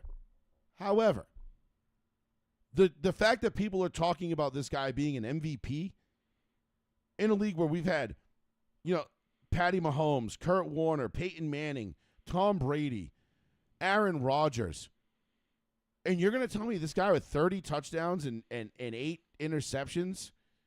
I mean, that's a pretty fucking mediocre year in terms of when you look at like an MVP status year. You got to be at, minimum like 36, 37 touchdowns. Like 35, I guess, would be like the floor for even to start considering you for an MVP candidacy. 30 is not going to cut it. Even if he goes out and throws 4 against the Dolphins on Sunday. Like 34 touchdowns? Like, really? That's what we're giving an MVP to now? It really doesn't make any fucking sense to me. Loud as shit. Joey Fats Radio, row 1, seat 1. Fats, you're not allowed to go to ESPN.com. Not allowed to go look at TikTok. You can't call your mom or someone. Give me the best quarterbacks in the NFL. Stop when you get to Drake May. I got to hear this list. Best quarterbacks in the NFL? Stop when you get to Drake May. Matt Stafford, number 1. Stop saying statistics. Just give me throws. Give me gameplay. Watch the game and actually. I do watch the game. And that's the problem, dude. I'll tell you right now. I'll put Bo Nix above Drake May. You're fucking retarded. There is no fucking thing I've ever heard. You know why? Because ESPN told you. Because Bo Nix went into Philly and beat Philly. Bo Nix beat Kansas City when Kansas City still had Patrick Mahomes. Bo Nix went into Houston and beat the number 1 defense in the league. Bo Nix throttled the Dallas Cowboys to the tune of a 40-burger. It's the fucking Cowboys. You guys went in, you beat the shit out of the Saints. You came up an extra point miss against losing to the Falcons. It's not about what you read in the newspaper. You have to watch them actually throw a football, big guy. Pat, what do you think? You can't look at me and tell me Nix is better than May. You can't say that. What do you think I have been preaching all year? If Bo Nix had Drake May's schedule this year, Bo Nix would have 45 fucking touchdowns by now. I have family in Denver who says if May was on a Bronco, if May tomorrow was a Bronco, the Broncos would dick over everybody in the league. We already are dicking over everybody in the league. We're the number 1 fucking seed. So why didn't Knicks go number 3? We're the odds-on favorite to win the Super Bowl. Why didn't Knicks go number 3? Why didn't Peyton trade up for May? Because he didn't need to. Because he liked Bo Nix better. So give me why is Knicks better than May? Why is Knicks better than May? I'm not saying. I mean, we're splitting hairs here. Pure talent wise. Pure talent. I mean, it just you have to watch. You have to watch the games. Knicks has the clutch gene first and foremost. Oh God. 12 come from behind wins in 1 year. That breaks the old record from last year with the Kansas City Chiefs, which some guy who everybody slobs his knob. I don't know if you've heard of him, Pat Mahomes. He's pretty good. good. You can't tell me Nix is better than Pat Mahomes. I'm not saying he's better than Pat Mahomes right now, but I'm saying he could be. Oh, my God. You sound like the water boy. Like, that's just insane to think all these great quarterbacks and you automatic just because the guy plays for the Broncos. You immediately just like the Peyton Manning. I'm not saying that Bo Nix should be MVP. I'm not saying that Bo Nix had an MVP season. They didn't win Super Bowls. But what I'm saying is that Drake May is doing what Bo Nix did last year in his rookie season, statistically, to the tune of like 500 yards plus or minus for Drake May. He's Drake also May's throwing 3 like years 500. younger. He's also 3 years younger than Nix. And that's whose problem? No, that's perfect. That's Nick's problem. That's perfect for May. He's still got more ceiling and growing. So you don't think Bo Nix is going to grow with Sean Payton beyond what he is right now? He will, because the Broncos will spend money. They'll be good for a long time. No shit. That's what I'm getting at. You can't say the Patriots got lucky this year and May's third, 10th, 11th in the league, 12th in the league. How many teams over 500 have you guys beat this year? Who gives a flying fuck? I'm just saying it's pure talent. I do. Because in 2 weeks when you guys have to go play a team that's over 500 and you get dick slapped in the wild card round, I'm gonna expect this phone call again, apologizing, saying that I'm sorry, Joey, you were right. We didn't play anybody. We're not battle tested. Drake May overachieved during the regular season because we get to play the NFC South, who is fucking trash. We get to play the AFC East, who is fucking trash. And then you lost to the Buffalo Bills, the only team over 500 that you've played, who's also beat you this year. Actually, you know what? The Carolina Panthers could make that 2 teams that you've beat over 500 if they win on Sunday. Natural talent. They're both free agents. You think Nix is more talented than May. Pure natural talent. I had Bo Nix 1 and May coming out 1A. That was my stance on them coming out of the draft. 1 and 1A. I didn't care which one I got. I'm happy with the one we got because he fits Sean Payton's system better. We'll see. It's so stupid you guys aren't playing Herbert this week. I understand it. I know. It's so stupid we're playing Herbert. I know we didn't get to play the Jets instead. Damn. That sucks. We had to play Trevor Lawrence and the fucking Jaguars. You guys haven't had to play a fucking real team since you played Buffalo and you lost to them when you blew a 21 fucking point lead. Like, what do you really think the Patriots are going to do this year? You're going to get dick slapped in the wild card round. You know that, right? I think we do beat the Chargers. I think we beat. I think Justin Herbert. If it's Justin Herbert and the Chargers, I think Jim Harbaugh comes in there and dick walks you guys. I don't think so. Fucking retarded. You also think Nix is better than Mahomes. You probably think I didn't say he was better than Mahomes. I didn't say he was better than Allen. I said he's having a great start to his career, and the trajectory for him is on par with those guys. I mean, Allen's a great physical talent. Should be a Denver Bronco if John Elway had his way, but, Joe Ellis had other ideas. Who? Allen? Josh Allen. John Elway wanted to draft Josh Allen and hire Kyle Shanahan as the head coach. Joe Ellis said that was years ago. Years ago. Yeah. But anyway, that's, crying over spilled milk at this point. What I'm saying is that Bo Nix and Drake May are 1 and 1A that I had coming out of the draft. I had Jaden Daniels 3 because I didn't trust him to stay healthy, which, lo and behold, he hasn't been healthy. So chalk another one up for me being right. And then I completely took Caleb Williams off my board because I think he's a mental midget. He could be good. I don't think they're better. He's got great physical talent. He's got a live ass arm. He doesn't care. But he's not. I don't think he's long for this league. No, the whole C.J. Stroud thing, getting mad at him just because he tried to give you some advice. And then C.J. Stroud's another one. I didn't like C.J. Stroud coming out, and all he's done is regressed. He's an Ohio State guy. I don't trust Ohio State quarterbacks. Yeah, he might be coming back to life. I couldn't believe they won the other day. The fact that the Houston Texans pulled that game off against the Chargers is an indictment on the Chargers. Because guess what? Chargers gonna charge. That's the only thing that New England has going for them in the wild card round is they are going to get the Chargers, and inevitably, the Chargers will charge, and that bodes well for anyone they're playing. Is Joe Alt healthy? Who's healthy on Joe the Alt's line? done for the year. Oh, that sucks. Really, really quick. Joey just mentioned earlier, right before you called, about measuring quarterbacks and like giving quarterbacks awards. For the MVP, right? Obviously, I can't rate him to Lamar Jackson. I can't rate him to Mahomes because Mahomes, when he won it in 18, was obviously 50 touchdowns. Or 22.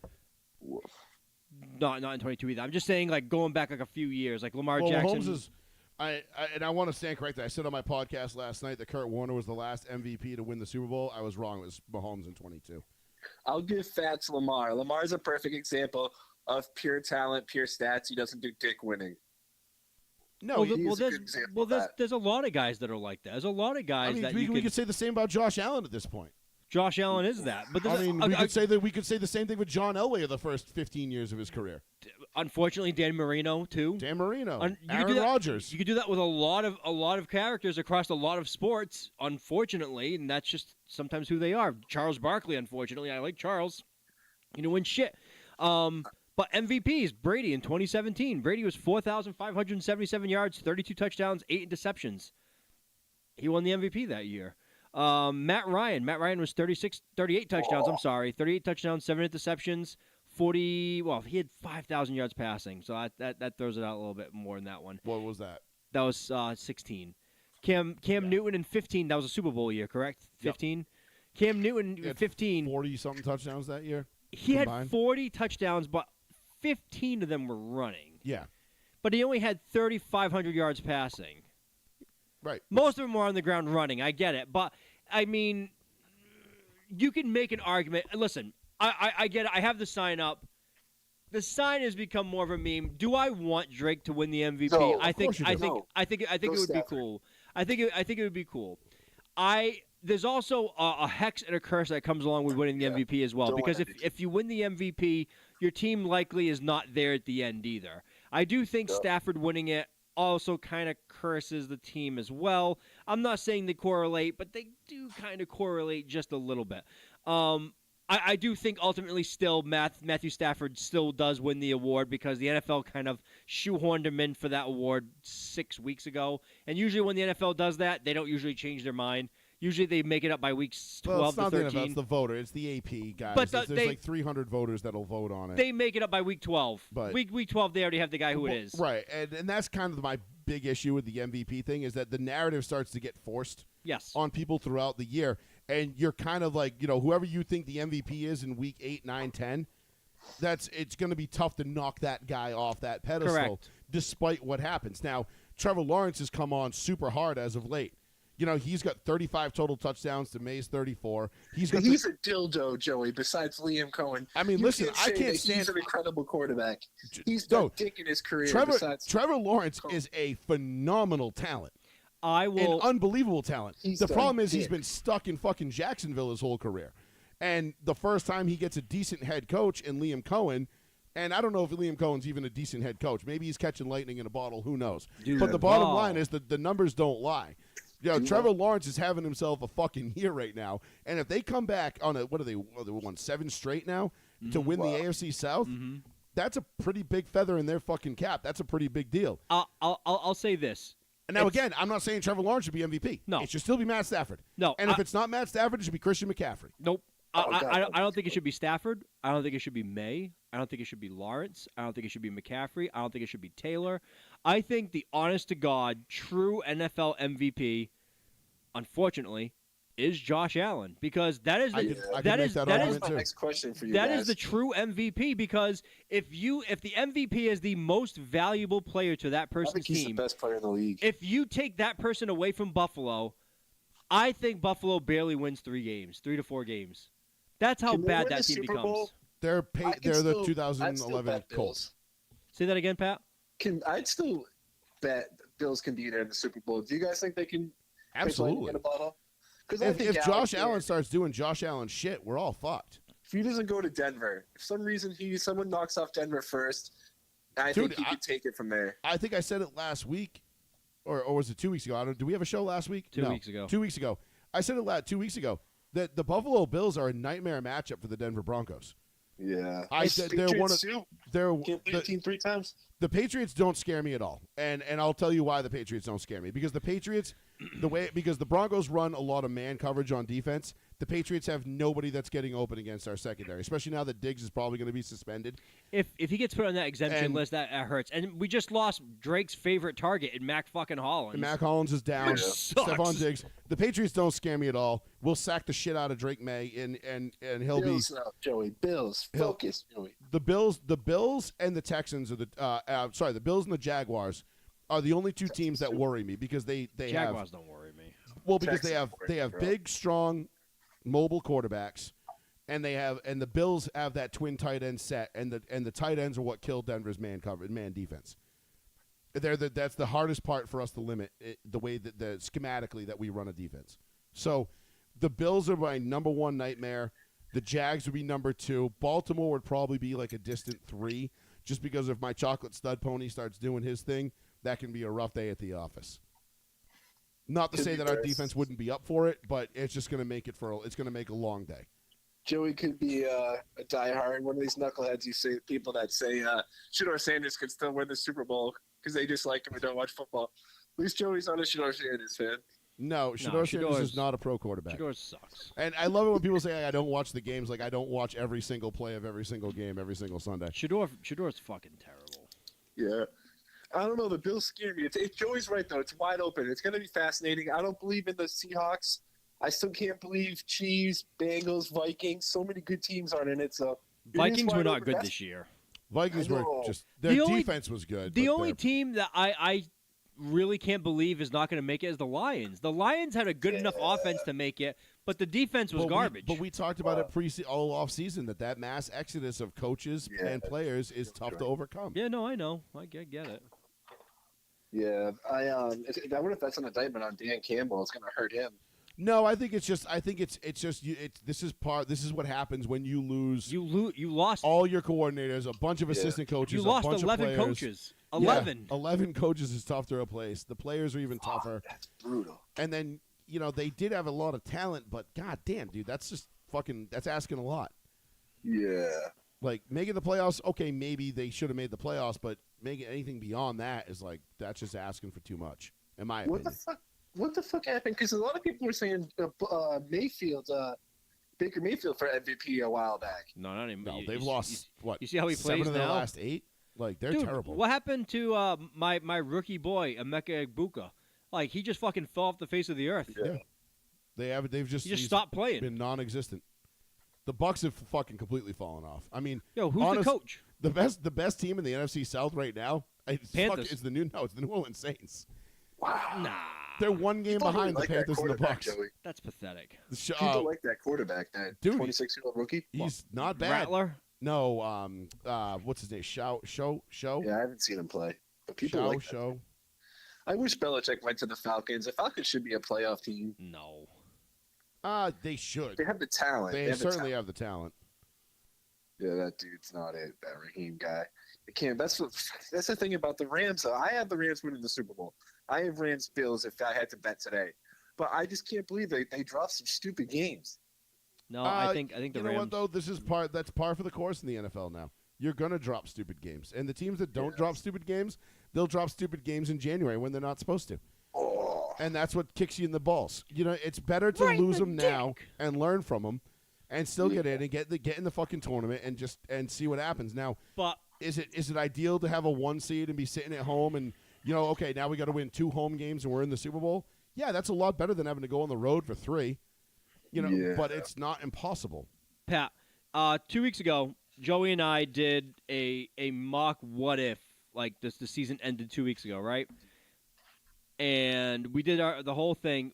Ended up coming out playing like this, that the AFC Championship game, no bullshit, was Patriots at Broncos. This is no bullshit. This is us doing our real picks. Yeah. And it ended up being an NFC Championship game was Rams at Eagles. Okay? Oh, that's a good fucking game. God and then damn, the dude. Super Bowl ended up being Broncos at Rams for the Super Bowl. That's a good game. That was my preseason pick. That was your preseason pick, and that was both of us being unbiased. That was both of us being just honestly like talked it out and being like, listen, a lot of sense. New England goes to Denver. It's a fucking nightmare of horrors usually for us in Denver. dude. And then I do think we're a little premature, and I honestly do call this Patriots team the 2019 Titans a lot, and I feel like it's a clone of that team. Yeah, I feel like it's a legit clone of that team. Right. I do and think that's my whole thing with this whole Patriots thing is like, I was told I was a fucking crazy asshole. Picking the Patriots. You're a crazy asshole for picking the Patriots to win 10+ games this year. Which was fucking crazy to me because I said 11. It was crazy to you because you saw the same it the same way I did. I was like, but the problem is that asshole? nobody else saw it the same. Nobody else saw it like we did. Everybody else was thinking 500, 9-8 at best. At best, at absolute best, they'll be 9-8. I'm like, no, this is a 10-win team. I said playoffs. I said they're this year's Denver Broncos. Yeah, where they're going to win 10+ games, they're going to get in, and they're going to be a problem, and they could potentially be a problem for somebody. They didn't do the trade. But, Joey, how bad was the trade deadline for the Patriots not doing jack shit? It wasn't bad at all. It was great. It was great because who were you gonna get I mean, I guess maybe with hindsight now, like especially with the Stephon Diggs legal trouble, maybe a wide receiver would have been nice to go get. Yeah. But you didn't know that at the time. You didn't know this was coming down the pipe. And quite frankly, like, what are you going to do? You're going to go trade a first-round pick for Jalen Waddle? Like, come on. Like, no, you're not doing that. That's a throwaway. Like, no, you wait and you develop because, again, the Patriots are ahead of schedule on the win counter this year. Yeah. They're ahead of schedule. They weren't supposed to be this good. Now, looking at their schedule, it's not a surprise that they were able to amass the amount of wins, but they're not as good as their record says. Next year, we'll be having legitimate talks about the Patriots being a legitimate Super Bowl team.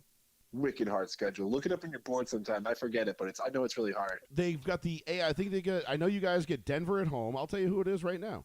Okay. I already looked it up. It's not any. But what, the thing next year's schedule? Yeah. It's not even that bad. I thought it was wicked hard. I heard. I could be wrong. Fuck that. No, here. Dude, we thought this year's schedule was going to be harder than what it is. You guys get the AFC West and the NFC North. So you get the Bears, the Lions, the Vikings, and the Packers. Then you get the lowly Vegas, the Raiders, the Kansas City Chiefs. Yep. You have no idea what Mahomes is going to be like. Yep. Yeah, you get the Chargers and the Broncos, and then you get your division, twice, and then you'll get an AFC North team that finishes in the same place you do, which will be either Pittsburgh or Baltimore, and then you'll get the AFC South team that wins their division and the NFC West team that wins their division. Okay. Because you guys locked the division up, so you'll get.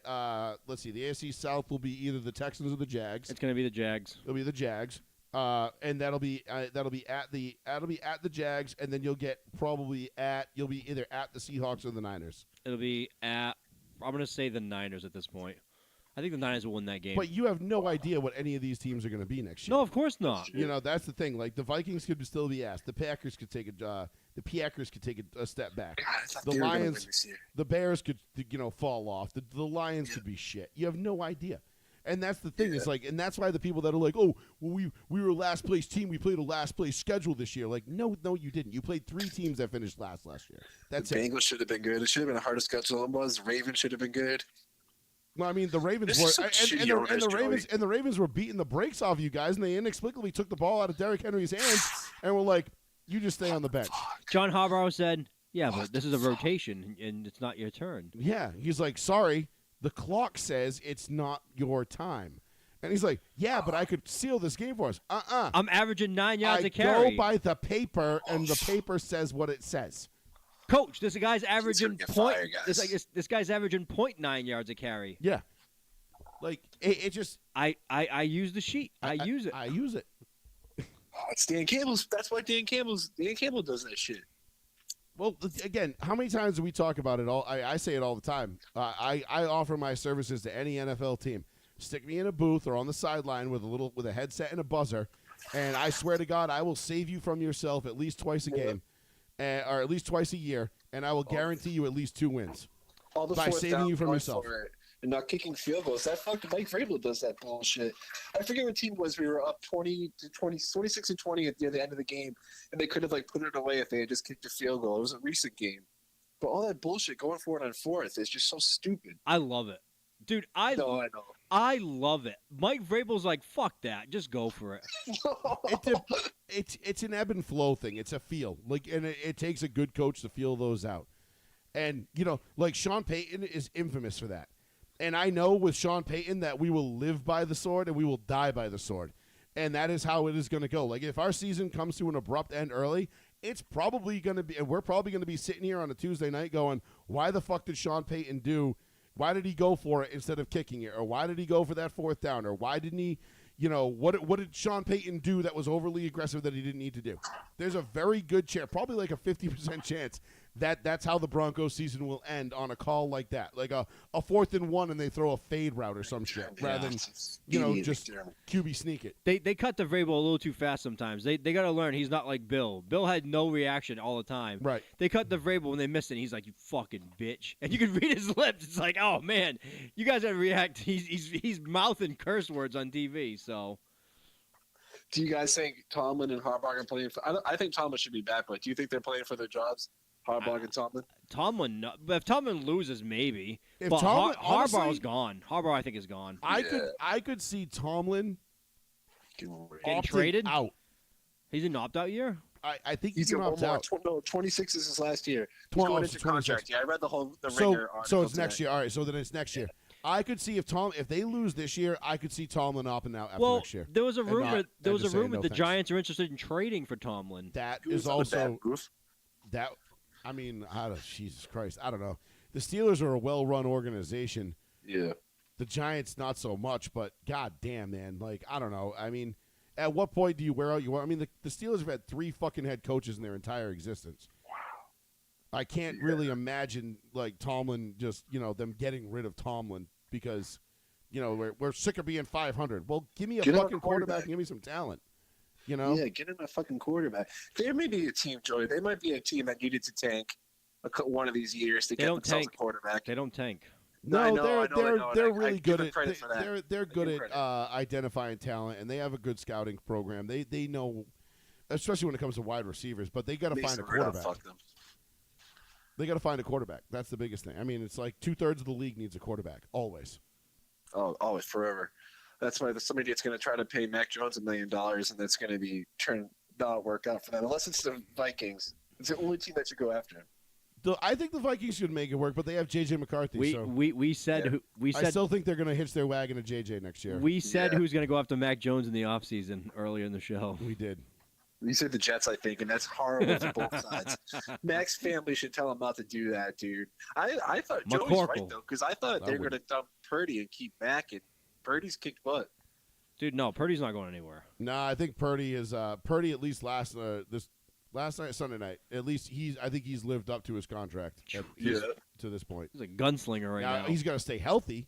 That's the biggest thing. He's got to stay fucking healthy because if he's not available, he's no good. It's always turf toe. It's like, dude, just wear extra thick socks or some shit. I don't know what to tell you. I know. That's a different animal of an injury, dude. Trust me, I've had turf toe. No, I get it. I understand. I'm like making a bigger deal out of a more serious issue, but it's like, dude, you got to fucking figure it out. You can't be missing all these games as a quarterback. All right, Joey, I still love you. I'll call you next week and tell you why Bo Nix sucks, and the week after that, I wish you guys luck this week, and I'll be ready to fight with you next Tuesday. Hey, out fucking standing. Hey, Happy New Year. Happy New Year, my Merry friend. Christmas, bud. Happy New Year. Merry Christmas. Thanks, Pat. Take care. 774-992-8702. Again, I can't give Drake May the nod for MVP when you've only beaten one team that's above 500. And you, like I said, you might get to 2 teams that are above 500 if the Carolina Panthers win this weekend. Listen, there is more of an argument, and you've made a lot of good points. You have. There's more of an argument to be made that he shouldn't win, and you've made the attorney's argument for, ladies and gentlemen, this is my argument for why he shouldn't win the NFL MVP. Now, I can obviously combat you and say, here's my devil's advocate argument for why he should win the NFL MVP. Sure. But then 10-win turnaround. Sure, there's number 2 seed in the AFC. There's all these little he's intricacies. thrown for 30 touchdowns and 10 interceptions, 9 interceptions, whatever it is. But it's a popularity contest. But I really do think that the true meaning of the MVP has completely gone out the window. Well, that's the thing. And again, that's where like the basis of my argument comes in. And we do this every year. And when we talk about the MVP, don't cheapen the award. It is cheapened. It's been cheapened over the years. Like Yeah. when they gave it to Adrian Peterson in 2012 over Peyton Manning. I listen. I know Adrian Peterson. It became a race award. At one almost point. he almost won. He almost beat the rushing record, and almost took. He came up 9 yards short of the rushing record. Okay, cool. You're offensive player of the year. Your team won 10 games.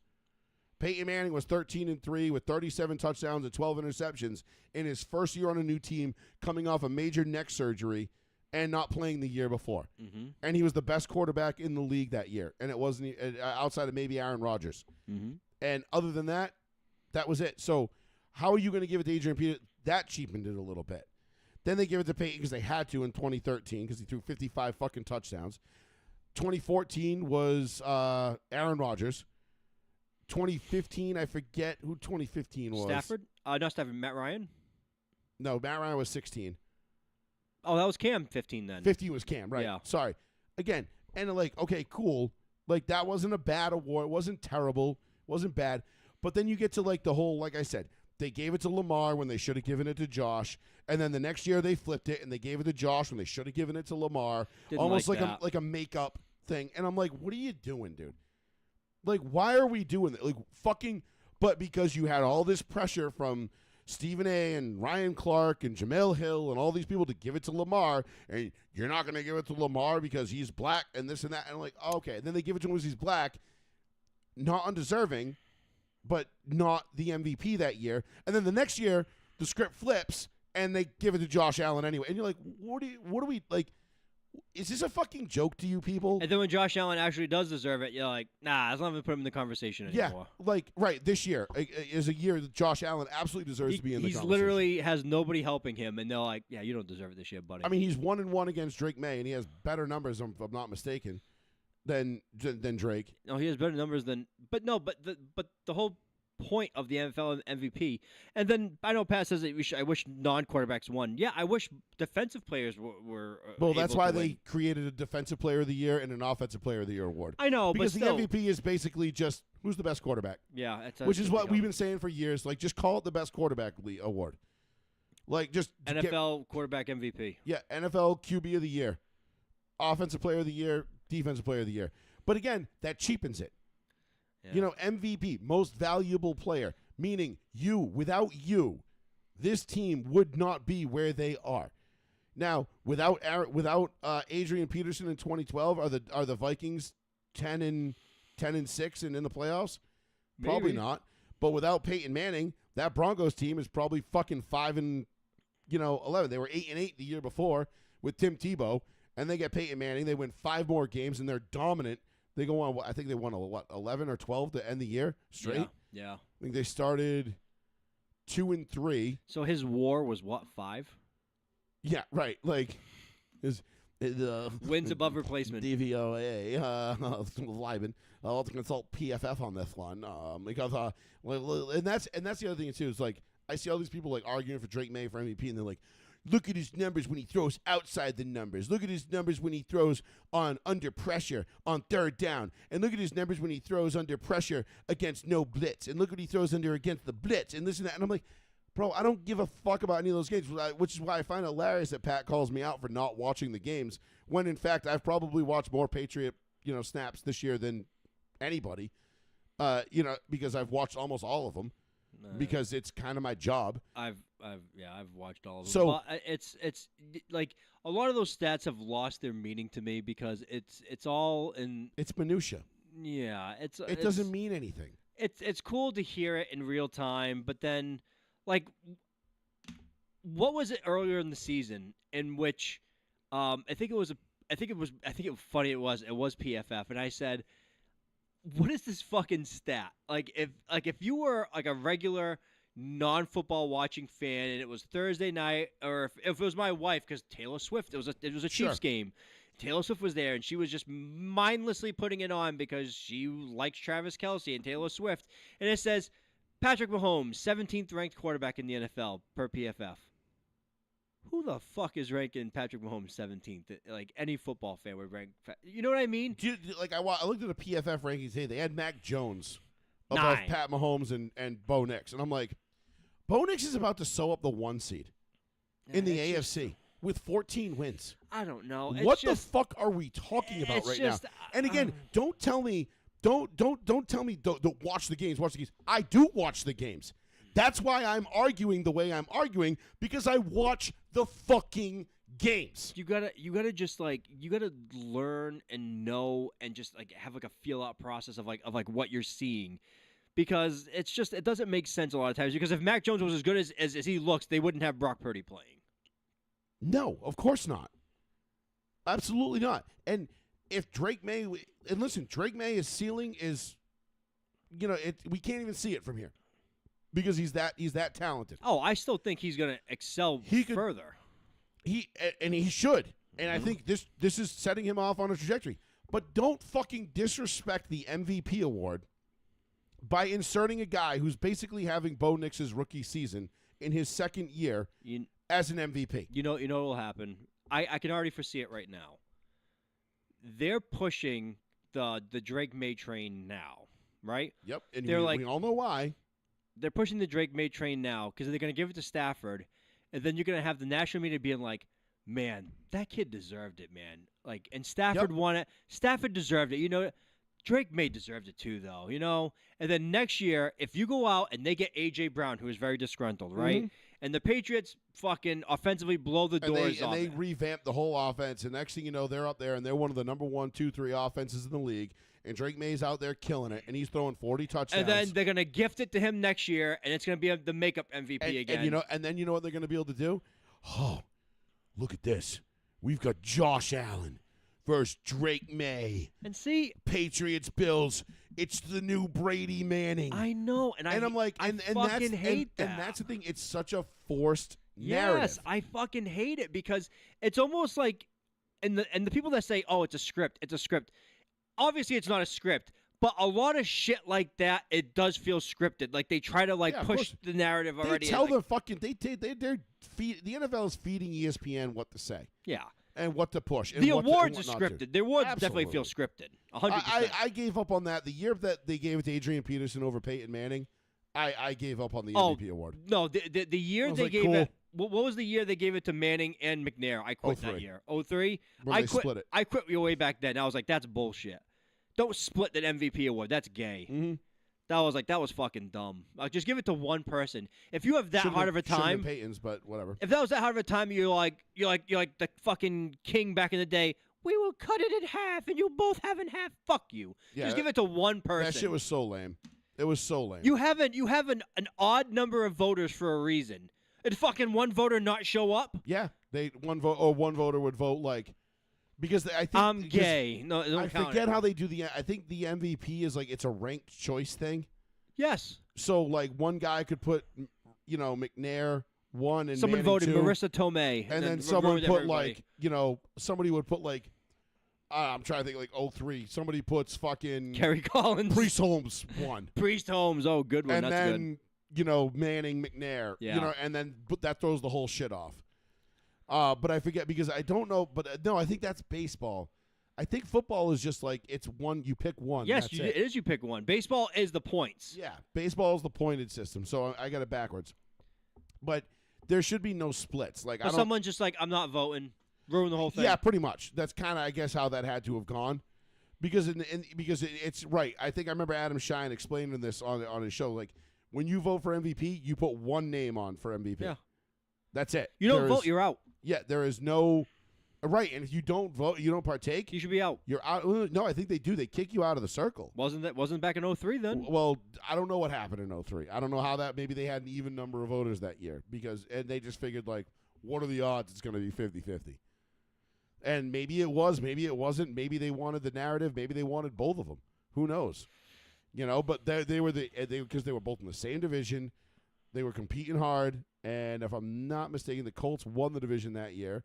They did in 03. Yeah, they definitely did because the Titans had to come to New England to play for the right for the in wild card. Yep. Right. Yep.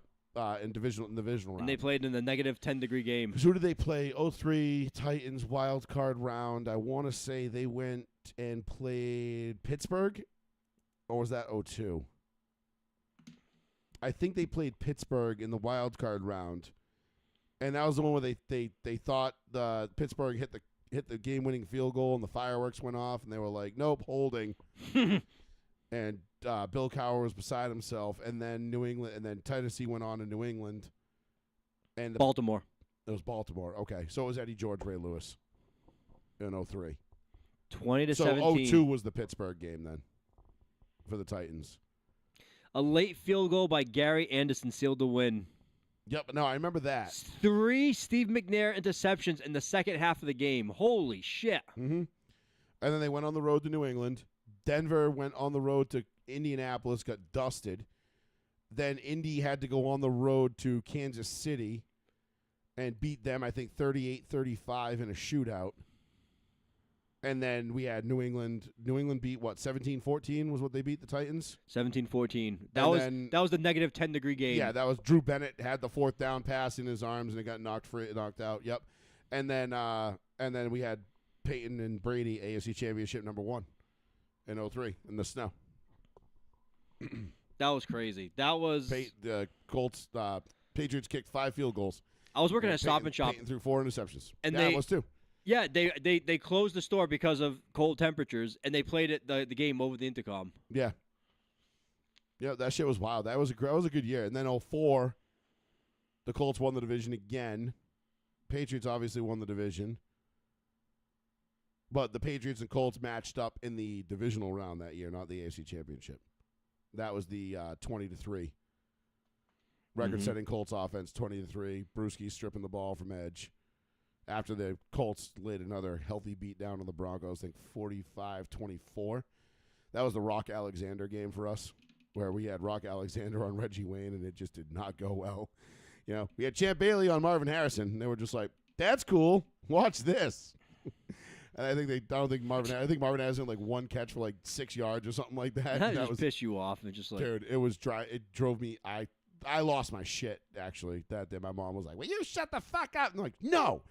And yeah, and then that was the divisional round. And then the Patriots went on to the Steelers because the Steelers survived the Jets in the divisional round that year. Barely survived the Jets. Roethlisberger's rookie year. And who played the Jets in the wild card round? Was it the Jags? No, 04. Let me think back here. It's definitely the Jets. We try to reverse engineer this one.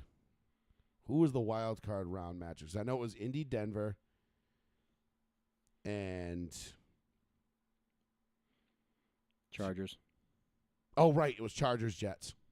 You're right. It was Chargers, Jets. Because the Chargers hosted the Jets because they won the division, 12-4. Jets beat the AFC champion Chargers 20-17 in overtime. No, AFC West. They were not the AFC champions.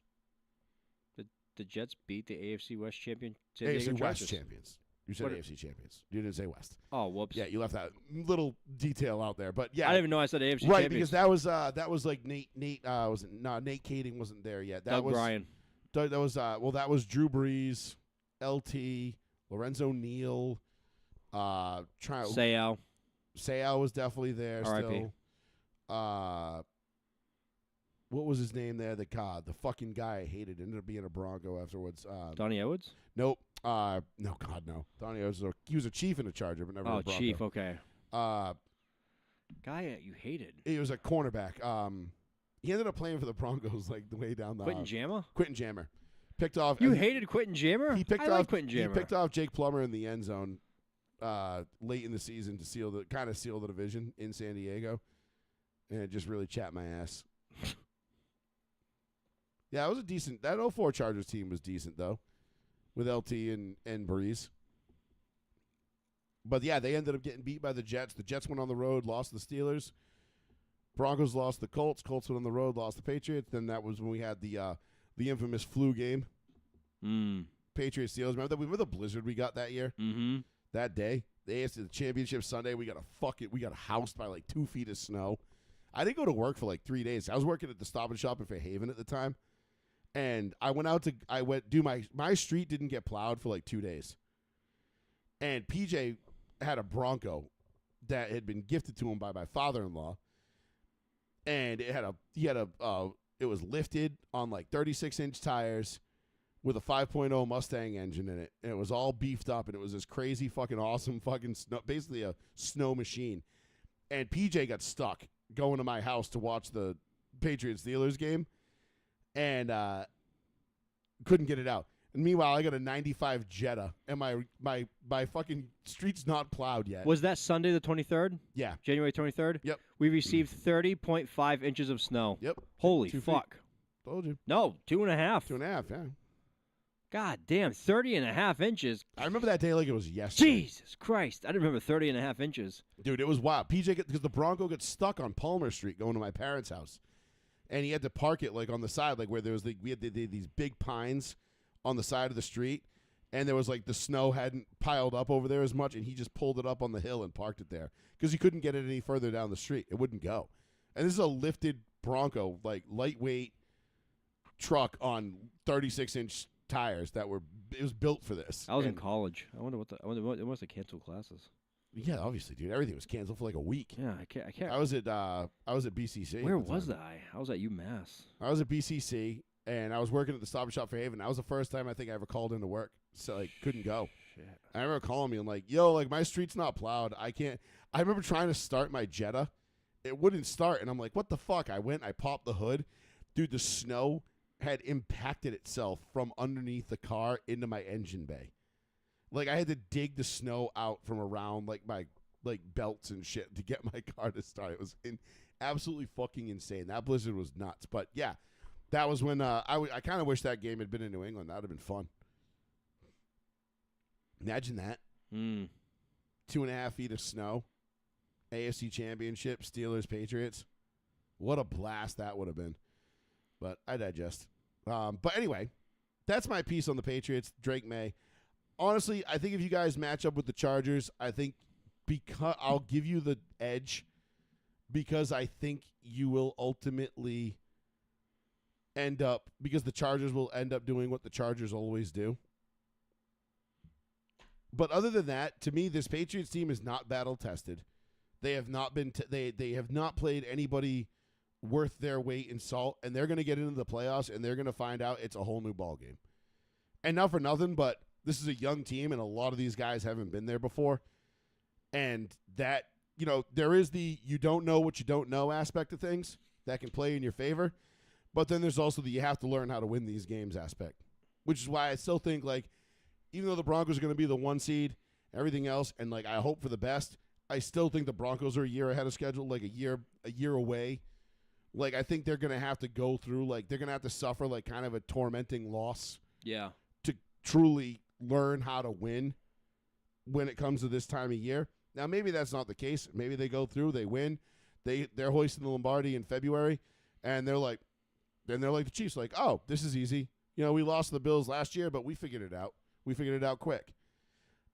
Or like the Patriots with Belichick. And I do think it's very unlikely that Buffalo makes it. I'm just being honest. I know it all. I know Josh Allen. It all rides on his shoulders, and he has to play hero ball for the entire playoffs. But if Josh plays like he played on Sunday, sure. But he has to do that for 3 weeks. No, what I'm saying, if he plays like he plays on Sunday, they're one and done. Oh, yeah, but that's you know what I mean. Like that's the thing. He had to play a fucking tough defense. But let's not mince words here. Like they asked Josh Allen to go do what Josh Allen does. Yeah. And Josh Allen missed Shakir in the back of the end zone. Yes, he did. He missed him. He straight missed him. He got fucked up, and he did too much bitching too. He fumbled, he went, yo, call the penalty, and it's like run after the ball, dude. No. You saying it's incomplete. You were saying it was incomplete. Yeah, but he shouldn't have been bitching. Go and after I the love ball. the fact that Tom Brady was calling that game, and they're like, oh, the tuck rule, and they're like, and I love how like nobody knew, like nobody seemed to know that the tuck rule was like disbanded, like it's gone 20 years ago. Yeah, like it's been gone since like 06 or 07. Like, nobody remembers. That rule has been 2013. I think they got rid of it. Was it 2013 or 2012? I think it was earlier than that. I thought it was earlier than that, but I think it's. You might be right. It might I think it was might 13. line up. But yeah, because I remember it happened one other time that I can remember after Brady. It happened one other time to Jake Plummer in Denver against the Eagles in 05.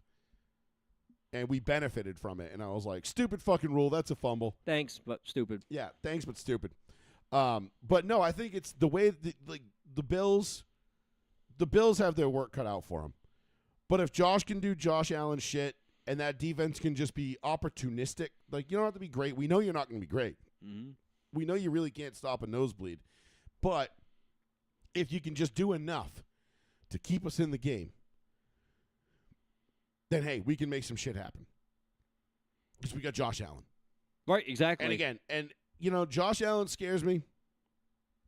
The Ravens scare me still, even though I know their defense is ass. If they suddenly, because my biggest fear is, the Ravens will come into Denver in the divisional round, and they'll be like, oh, yeah, all we got to do is hand the ball off to this fucking man beast. Why haven't we done this for the last 3 years? How easy is this? And we get, 2012 fucked by the Ravens again. Mm-hmm. But I still think this defense is going to be prepared for that. If it's Snoop Hundley,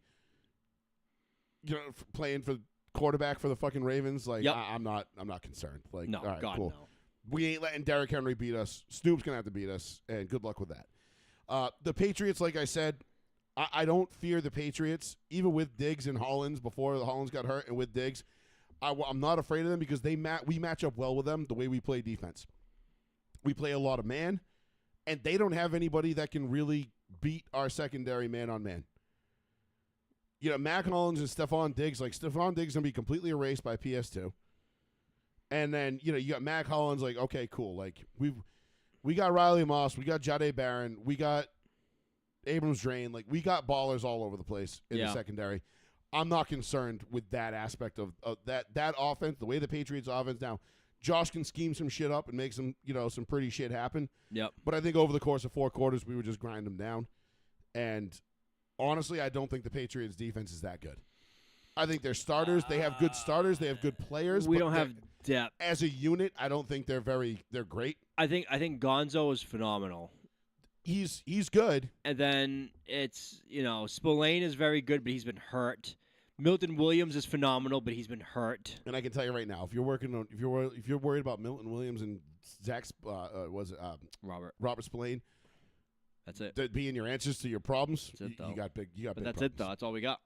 Right. So I don't worry about them. Again, so my biggest concern is, can we not step on our own dick and put ourselves in a Grand Canyon sized fucking hole in the first half that we have to dig ourselves out of? Because that's going to be the biggest problem. If we put ourselves down, 21-3 at the half or 21-7 or some shit like that, now we got to dig ourselves out. That could be a problem against anybody. Mm-hmm. But again, those are going to be problems that we're going to have inflicted on ourselves, not the other way around. You know what I mean? Mm-hmm. Much like the 2005 AFC Championship against Pittsburgh, when we got them in Denver and they were up 24-3 at the half, and we're like, fuck. What the shit just fucking happened? They came in, it was like, wham, bam, what the fuck just happened? And we're down 21 points at the half, and I'm like, son of a bitch. And that 05 Steelers defense was not letting that one up. And we tried, but 34-17 was the best we could do. Yeah. I don't know. It's difficult. I don't think. I mean, it's the playoffs. Anything obviously can happen. I still think that. I thought divisional round is where this team makes it. Obviously, if we get to the championship game, I'll be very excited. But I think divisional round is where I said one and done, but it depends who they match up with. Because I've been saying for the last 2 months, it really just comes down to the matchups. Right. If you guys had to host, say, the Jaguars or the Texans, I would say, yeah, the Patriots are one and done. Those two teams could go into New England and beat them. Because the Texans defense is absolutely fucking lights out. They travel. The Jaguars have just an ass ton of confidence right now, and Trevor Lawrence is balling out of his tits. The only team that I don't think that could go in there and beat New England is the Chargers, and it's not because the Chargers aren't capable of doing it. Injuries? But injuries and the fact that it's the fucking Chargers, and how many times do we have to see this fucking movie before we stop and be like, okay, I already know what's going to happen. I don't have to watch. The Chargers could be up 24-0 at the half, and they'll find a way to blow it like they did to the Jags. Mm.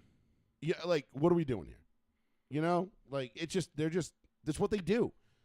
And I'm sorry, but Harbaugh is, to me, I don't know. He's a rah-rah head coach, and I feel like he gets way too emotional during games and just does dumb shit. And I don't know. They're the consummate team that, like, when you look for a team that's going to blow it, you're like, if any team's going to blow it, it's going to be that team.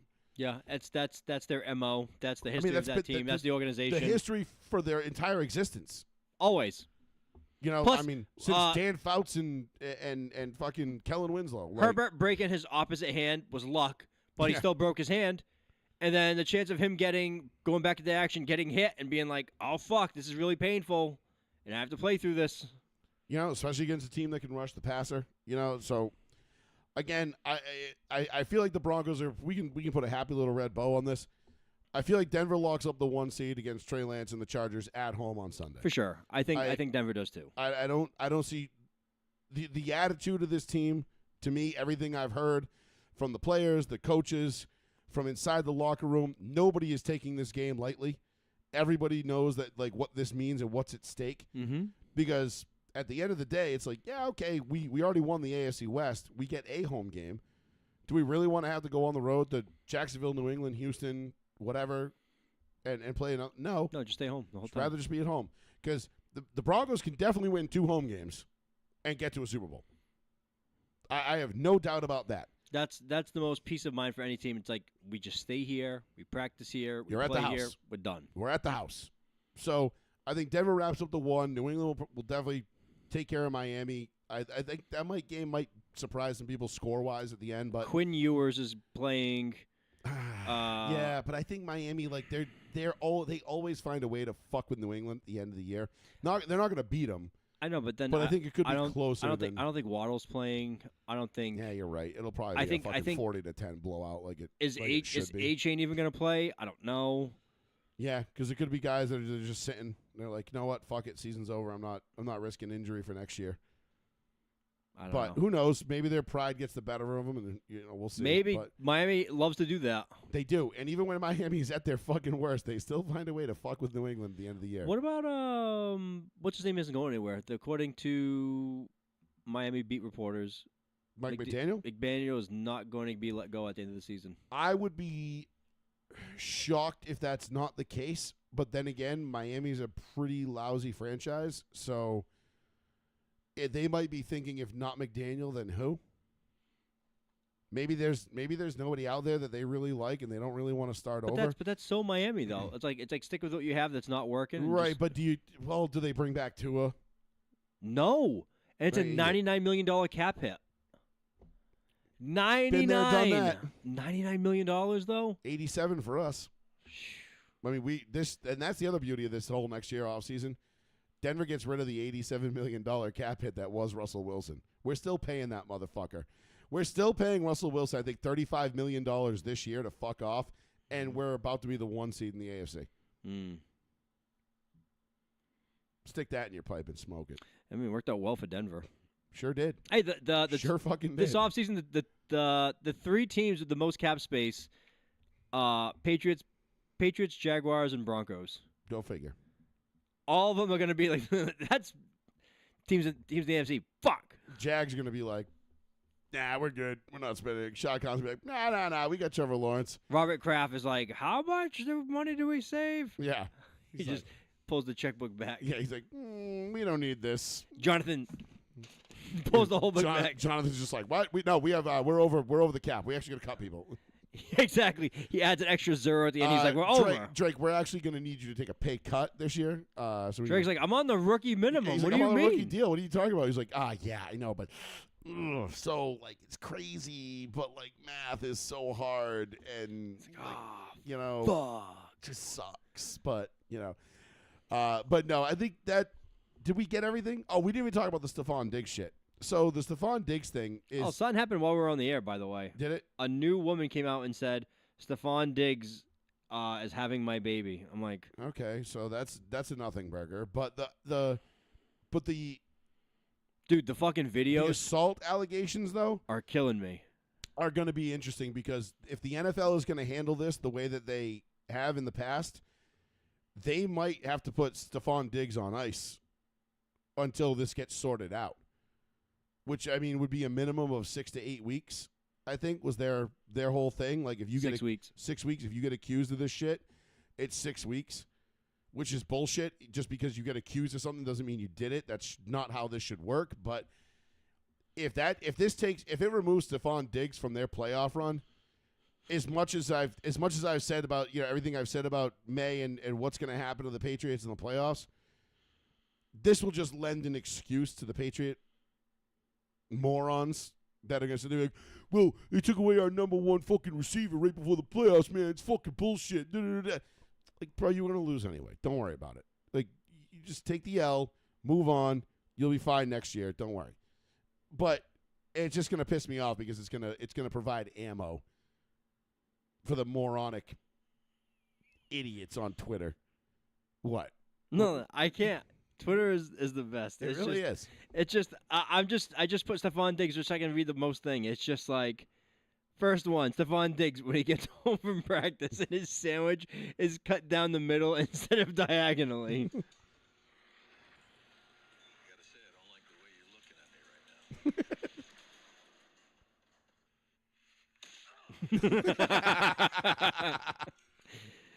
And then it just says Stephon Diggs a week before the beginning of the playoffs. Aaron Hernandez in the mirror.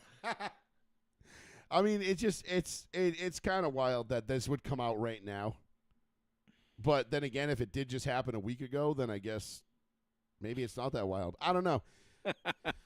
Stephon Diggs chef. Hi, can you please pay me for my services I've rendered for this season? Stephon Diggs. Yo, I'm pussy. I love that meme. Oh my God. Well, we'll have some fun with this for the next 6 days, I'm sure. Oh shit! This is the actual text. Oh, is that a copy of it? You will be paying me out for the season, and money you said you would be giving me for my business. You wasted my fucking time because you got a fucking circus going on. I am getting out of your life. This is, I guess, Diggs. I'm not paying you for shit. Fuck, I look like paying you and paying another chef. He spelled chef wrong. Is you high bit? Meant to say bitch, but he spelled it wrong. Who the fuck gonna give you money for you business? I don't gotta do a motherfucking thing, and you can't get whatever you want. You gotta my address. Tell them come take the money. Then fuck you talk about. Show me I'm pussy. Yo, that meme is true. Jesus Christ. The internet doesn't sleep. We know that. There's no way. Like they're all it's all knowing. It's omnipotent. My God, man. But did we listen? Did we miss anything else? No, we talked about Tomlin. I wanted to hit. Oh, on really that. quick. DK punching the fan in the face, right? And Yes. then I don't know. I messaged you yesterday about it. I don't know if it's true. Jay Glazer getting info from last year from the Seahawks, and that same fan at the Lions Stadium, that same fan was removed for saying racial stuff to DK. Allegedly. We allegedly. haven't seen we don't know what was actually said, though. That's the thing. Like, we're relying on Jay Glazer to tell us. Now, the fact that this fan was removed a year ago and fans for heckling DK. And fans corroborated the story and was like, yes, he did say all those things. Please remove him. Yes. That's a bad sign. That's not a good thing for him. It looks bad. It looks pretty fucking bad. Also, him holding a press conference at a barbecue table in his driveway. That was pretty funny. He's not Terrell Owens. No. Not a good look either. I would have been doing sit-ups if I was him. He was a fat guy. He's not doing any Still, sit-ups. He maybe would have got one. Still do the sit-ups. It would have been great. But no, yeah, the DK thing, and that's unfortunate too because now the Steelers have to play the Baltimore Ravens on Sunday night without him. Mm-hmm. And again, I kind of had this argument with some friends of mine over the week, especially this weekend, and they were like, "Wow, the Steelers," because when the Steelers lost to the Browns, and I'm like, I know they're missing DK, but DK to me he's been a shell of his former self this year, and you would think with Aaron Rodgers he would have been more. His presence would have been more pronounced, I guess. Like, it would have been more evident, and it just wasn't. Like, he just wasn't there. Like, he just kind of, I don't know. He was there, but he wasn't there. And he was like, well, that's the thing, his presence alone. And I'm like, yeah, no, his presence alone should lend itself to being extremely valuable, just in terms of the way defenses have to take you. But I don't know. Like, he just, hasn't performed this year. Even when given the opportunities, he hasn't been himself. And I know it's not a benefit that he's not on the field, but I'm having a hard time subscribing to the idea that this is like a death blow to the Steelers, him getting suspended. Not really. Because the Steelers still should have beat the Browns with or without him last week. Now, you 100%. Can say they didn't beat him because he wasn't there and all that, and you can make that argument because that's what happened. You can't prove a counter negative, but getting beat by the Browns. But getting beat by Shedeur Sanders and the Browns, it sucks. It just sucks. There's no win. There's no coming back from that. But hey, listen, if they beat the Ravens on Sunday night and they win the division, all's well that ends. 10-7 though. It's like, come on. I thought, but their defense has not been as good as I thought it was going to be this year. I thought Pittsburgh was going to be a fucking problem this year. I really did. And they have proven to me to be anything really but. Like, they're a problem, but mostly for themselves. Yeah. So, we'll see what happens with that. But Sunday night, I mean, listen, Saturday's going to be fucking lit because we've got, what's the 4 o'clock game Saturday? It's, I know we got Seahawks and Tampa Bay, Carolina, 4:30 on Saturday. Okay. For the NFC South. Kinda.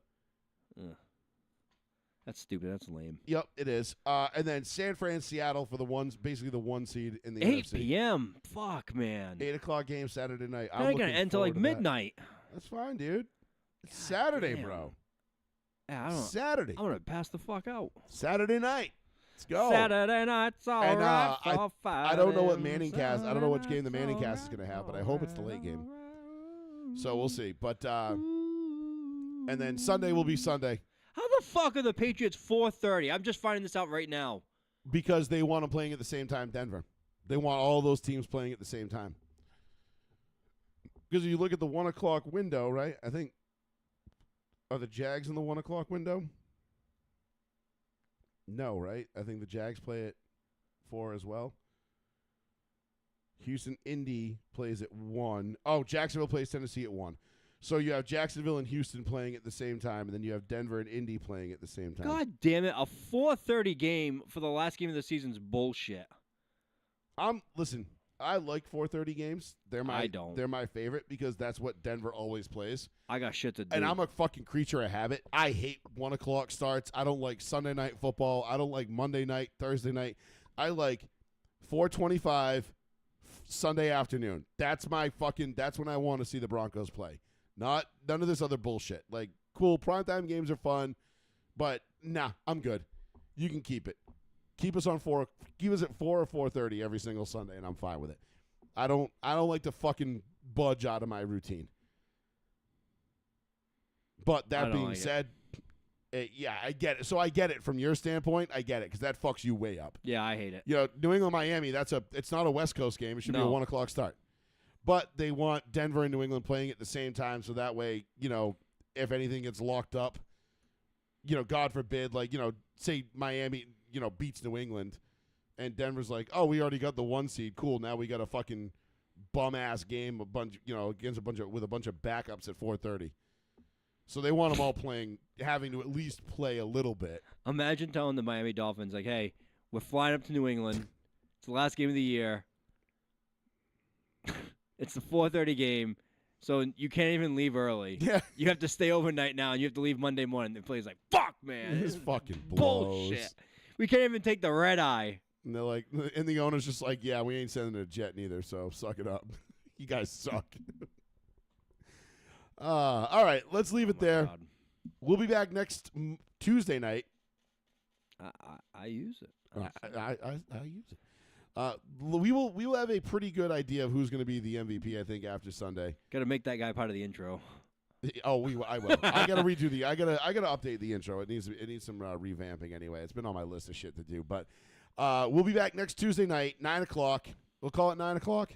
Yeah. Because I always say 8:45, but then you don't show up until 9:10 or something like that. So yeah, you get here when you get here. But it is what it is. But yeah, we'll be back 9 o'clock next Tuesday night for a full Week 18 recap and a wild card weekend preview of the NFL. Thank you all, ladies and gentlemen, for joining us. This has been another episode of Row 1, Seat 1 right here on Joey Fats Radio on the one, the only, the New Bedford Guide.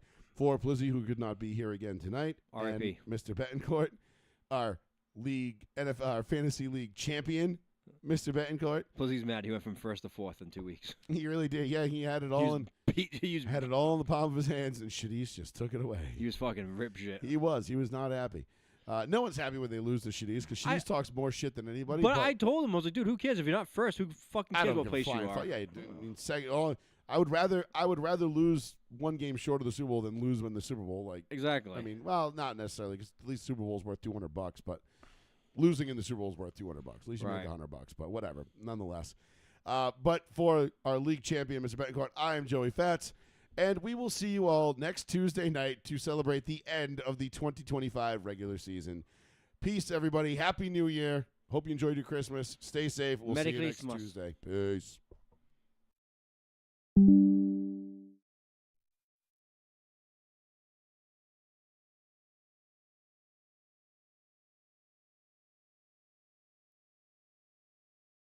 It's